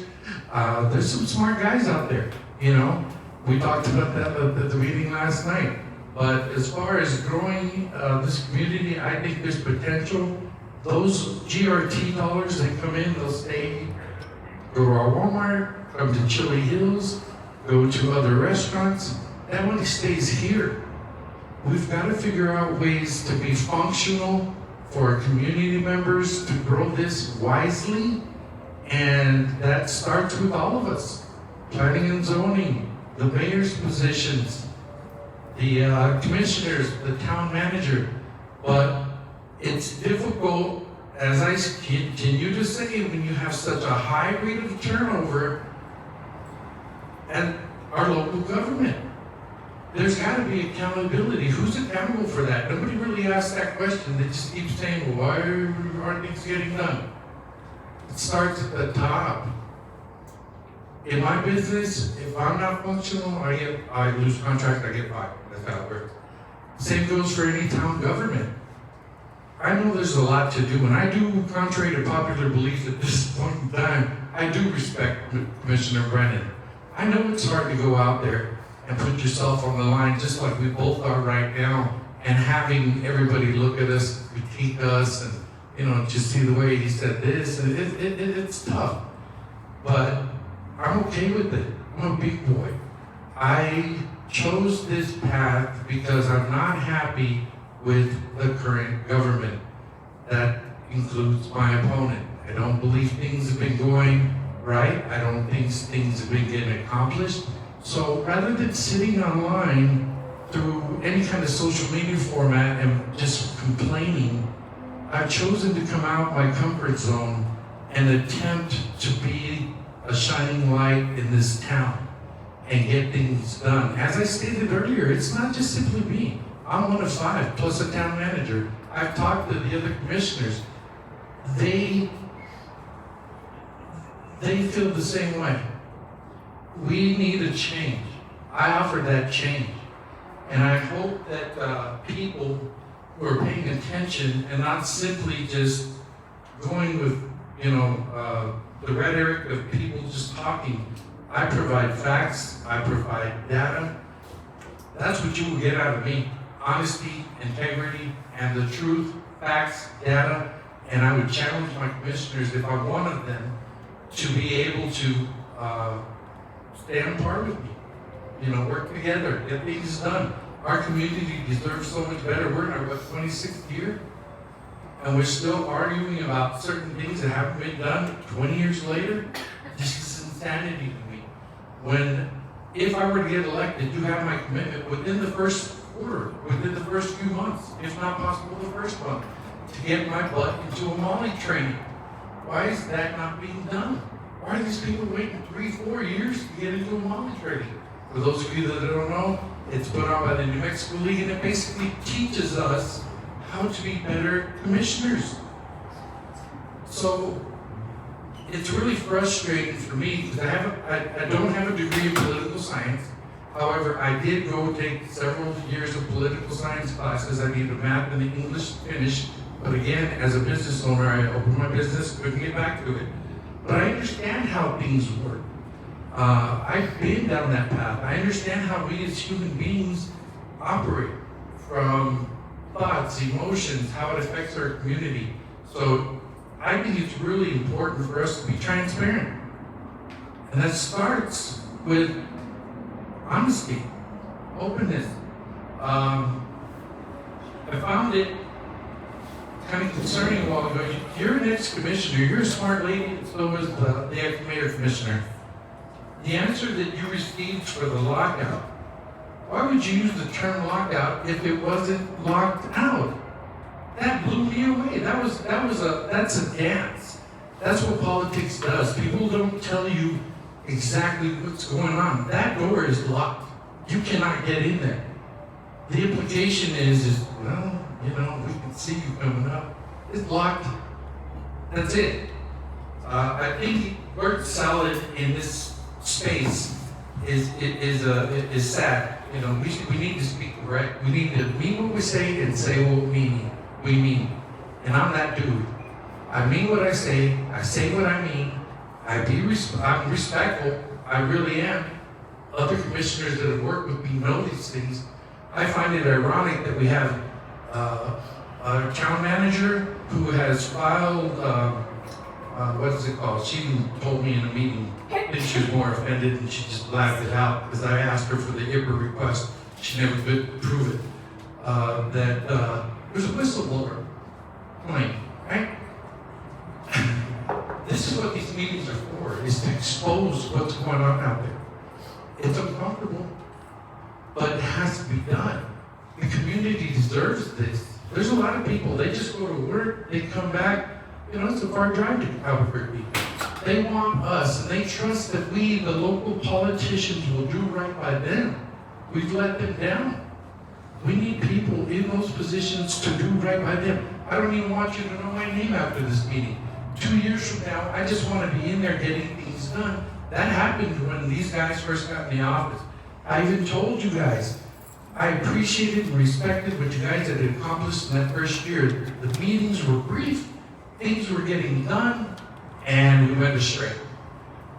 I don't want to go into detail as to what my opinion is on that, but we did. And we're better than that. Edgewood is better than that. We deserve leadership that gets things done. This is not rocket. Quit playing politics, man. Get things done. That's what I believe in. And if you elect me, that's what I will do. As you can tell, I'm pretty straightforward. And I apologize if I offend people, but I'm sorry. The only reason I'm speaking the way I am is because it's true. I'm sorry the truth started offending people. It blows me away. But I will call it out. I don't believe in corruption. I don't believe in behind-the-scenes deals. I believe in us putting people in these seats, as I said, that you think will get the job done, that you will respect, and that will be held accountable if they make a mistake. There's just, and I'm going to end on this, potential, huge. But we've got to get the right people in that office. We can't afford to wait anymore. We changed the form of government. The community's spoken loud and clear. As I stated earlier, it's sad that this form of government hasn't worked, but it's not the form of government, it's the people that are in the office. And I'll leave it at that. Thank you.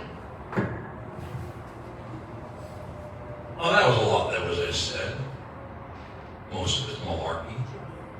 A lot has been done over the past 4 years, and we've been working hard. Commissioner and I, we are the longest two serving members on there, and we butt heads. But at the end of the day, we still get things done. This town is operating. This town is flourishing. It is growing. People talk about Edgewood, that this is a place I want to come live. If things weren't getting done here, that wouldn't be what they're saying. Edgewood is one of the greatest places in the state of New Mexico to go and live because we're open. We have amenities here, not as much as some of the bigger towns, but we do have that. We are close to Albuquerque, so they've got that. I have been working hard to keep things moving forward in this town, and things have been moving forward. We've been talking to DOT for the past 3 years to do something about 344. And I don't know if anybody's noticed, but a big section of 344 got repaid. I mean, we can work with our other entities to get things done. Sometimes they listen, sometimes they don't. But I promise you, I'm not going to go ahead and make accusations against anybody. I'm not going to come up here with partial documents and saying this person is a bad person, because all you're doing is trashing somebody else's name through the mud without any solid proof and without any convictions. So a person needs to be charged and then convicted to be guilty of something. Just saying you're guilty of something does not make a person guilty. I can go on right now about the reasons why Mr. Chavez here is no longer on the P&Z, but I'm not going to because that's not part of what we're doing here. Please do. Please don't. No. No. This is wrap up. Please Yeah, this is tell us wrap up. about you. I am here to do the work for the town. I may not always respond to an email in 20 seconds. I got one email from a constituent. I was in a Molly training and had some issues going on over the weekend. I didn't see the email until the following Monday morning. And I responded to that constituent about their issue. And what I got back was, well, I guess it's finally time you got back to work. Now, okay, that's your opinion, okay? It got to the problem, but that same constituents kept on going ahead in the same berating constantly. But instead of going and arguing with the individual, I went and looked at the issue that the person was having a problem with. And I started talking to our people on how can we go ahead and make this better? Some of it's going to take a while because it's got to go ahead and take planning. There's actually going to need to be some engineering done. We just can't go out there and rush out and do something. Because like I said before, when you go out and rush and do something you don't really have a plan, you're going to end up doing it again. And I don't want to be doing that. I don't do favors for anybody. If somebody in Wairarity came up and said, hey, can you do this for me in Edgewood? I can do this for you in Wairarity. I'm going to tell that person to take a hike. If somebody from Santa Fe calls down and says, we need you to do this, we want this to be done, I'm going to tell them to take a hike. Because I don't work for the people in Santa Fe. I work for the people here in Edgewood. And it was mentioned before about that I was seeking a different office. Yes, I was, state representative. Why? Because this town of Edgewood needed better representation for it. And I knew the work commitment was going to be what it was going to take to do that job, and I was willing to go ahead and put in the hours. When I first started doing this job, every time I went and did something for the town, I had to take vacation time from my job. I used 80% of all my vacation time for doing Edgewood work. If I was still working right now, I'd do the same thing. I put a lot of hours into working for this town and trying to get things done. You know, I travel to Espanola once a month. I got a meeting in Albuquerque every other month I go to. I've got different online meetings that I attend to, all for the town of Edgewood. I am probably one of the most active commissioners on doing stuff because I am always going out there, I'm asking questions and getting information and bringing that back, and I share it with the commission. I will continue to do that. My heart and soul is working for Edgewood and nobody else. No other politician, no other entity, no other company. I don't do favors. If you come up and you ask something, I'm going to bring it through the commission, and it's going to be, okay, this request has been made. What do you think? Is it something we should do? I'm not going to go ahead and try to bolster somebody or, like I said, do those behind-the-door favors to get something done and push it through.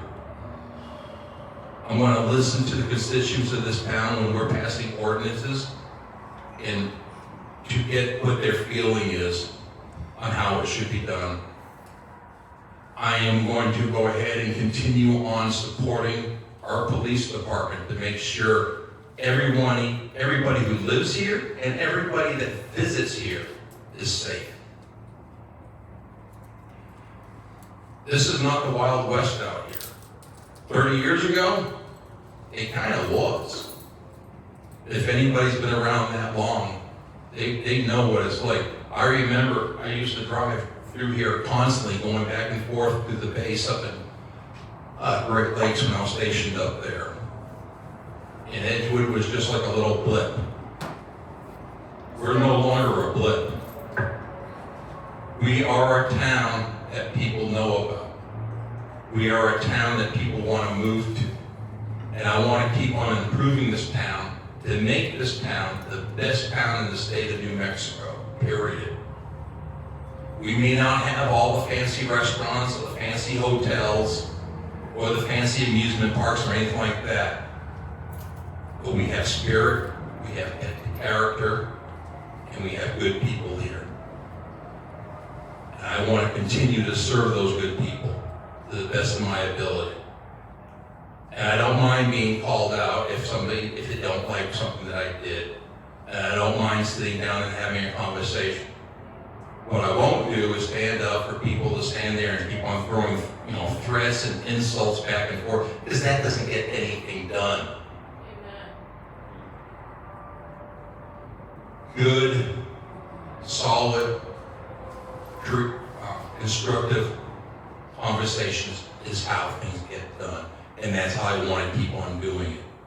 Like I said, this town is a fantastic place to live. That's why I moved here. And I see the potential of this town. This town has so much potential.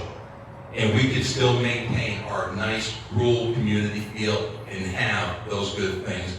And if you re-elect me, I am going to continue to do that, moving Edgewood forward to make Edgewood a family-friendly place to live. Thank you. Thank you. I want to say thank you to both of you. I want to say thank you to you, Commissioner Brennan, for all the things you have done. Because I know you took on a disaster when you walked in on January 1st, 4 years ago. I want to thank you, Mr. Chavez, for wanting to represent our community. I know only one of you will be sitting up there in the future, and I want to wish you both the best of luck. May the best man win, and thank you to the community who showed up, who had questions, who took time to be involved. I want to thank Chill Hills for hosting us, even though it was kind of hot and kind of cold and kind of loud. I think it was a great event overall. And I want to thank Audrey for pulling this all together. So thank you, folks. Thank you. Thank you. Okay, so feel free to connect with the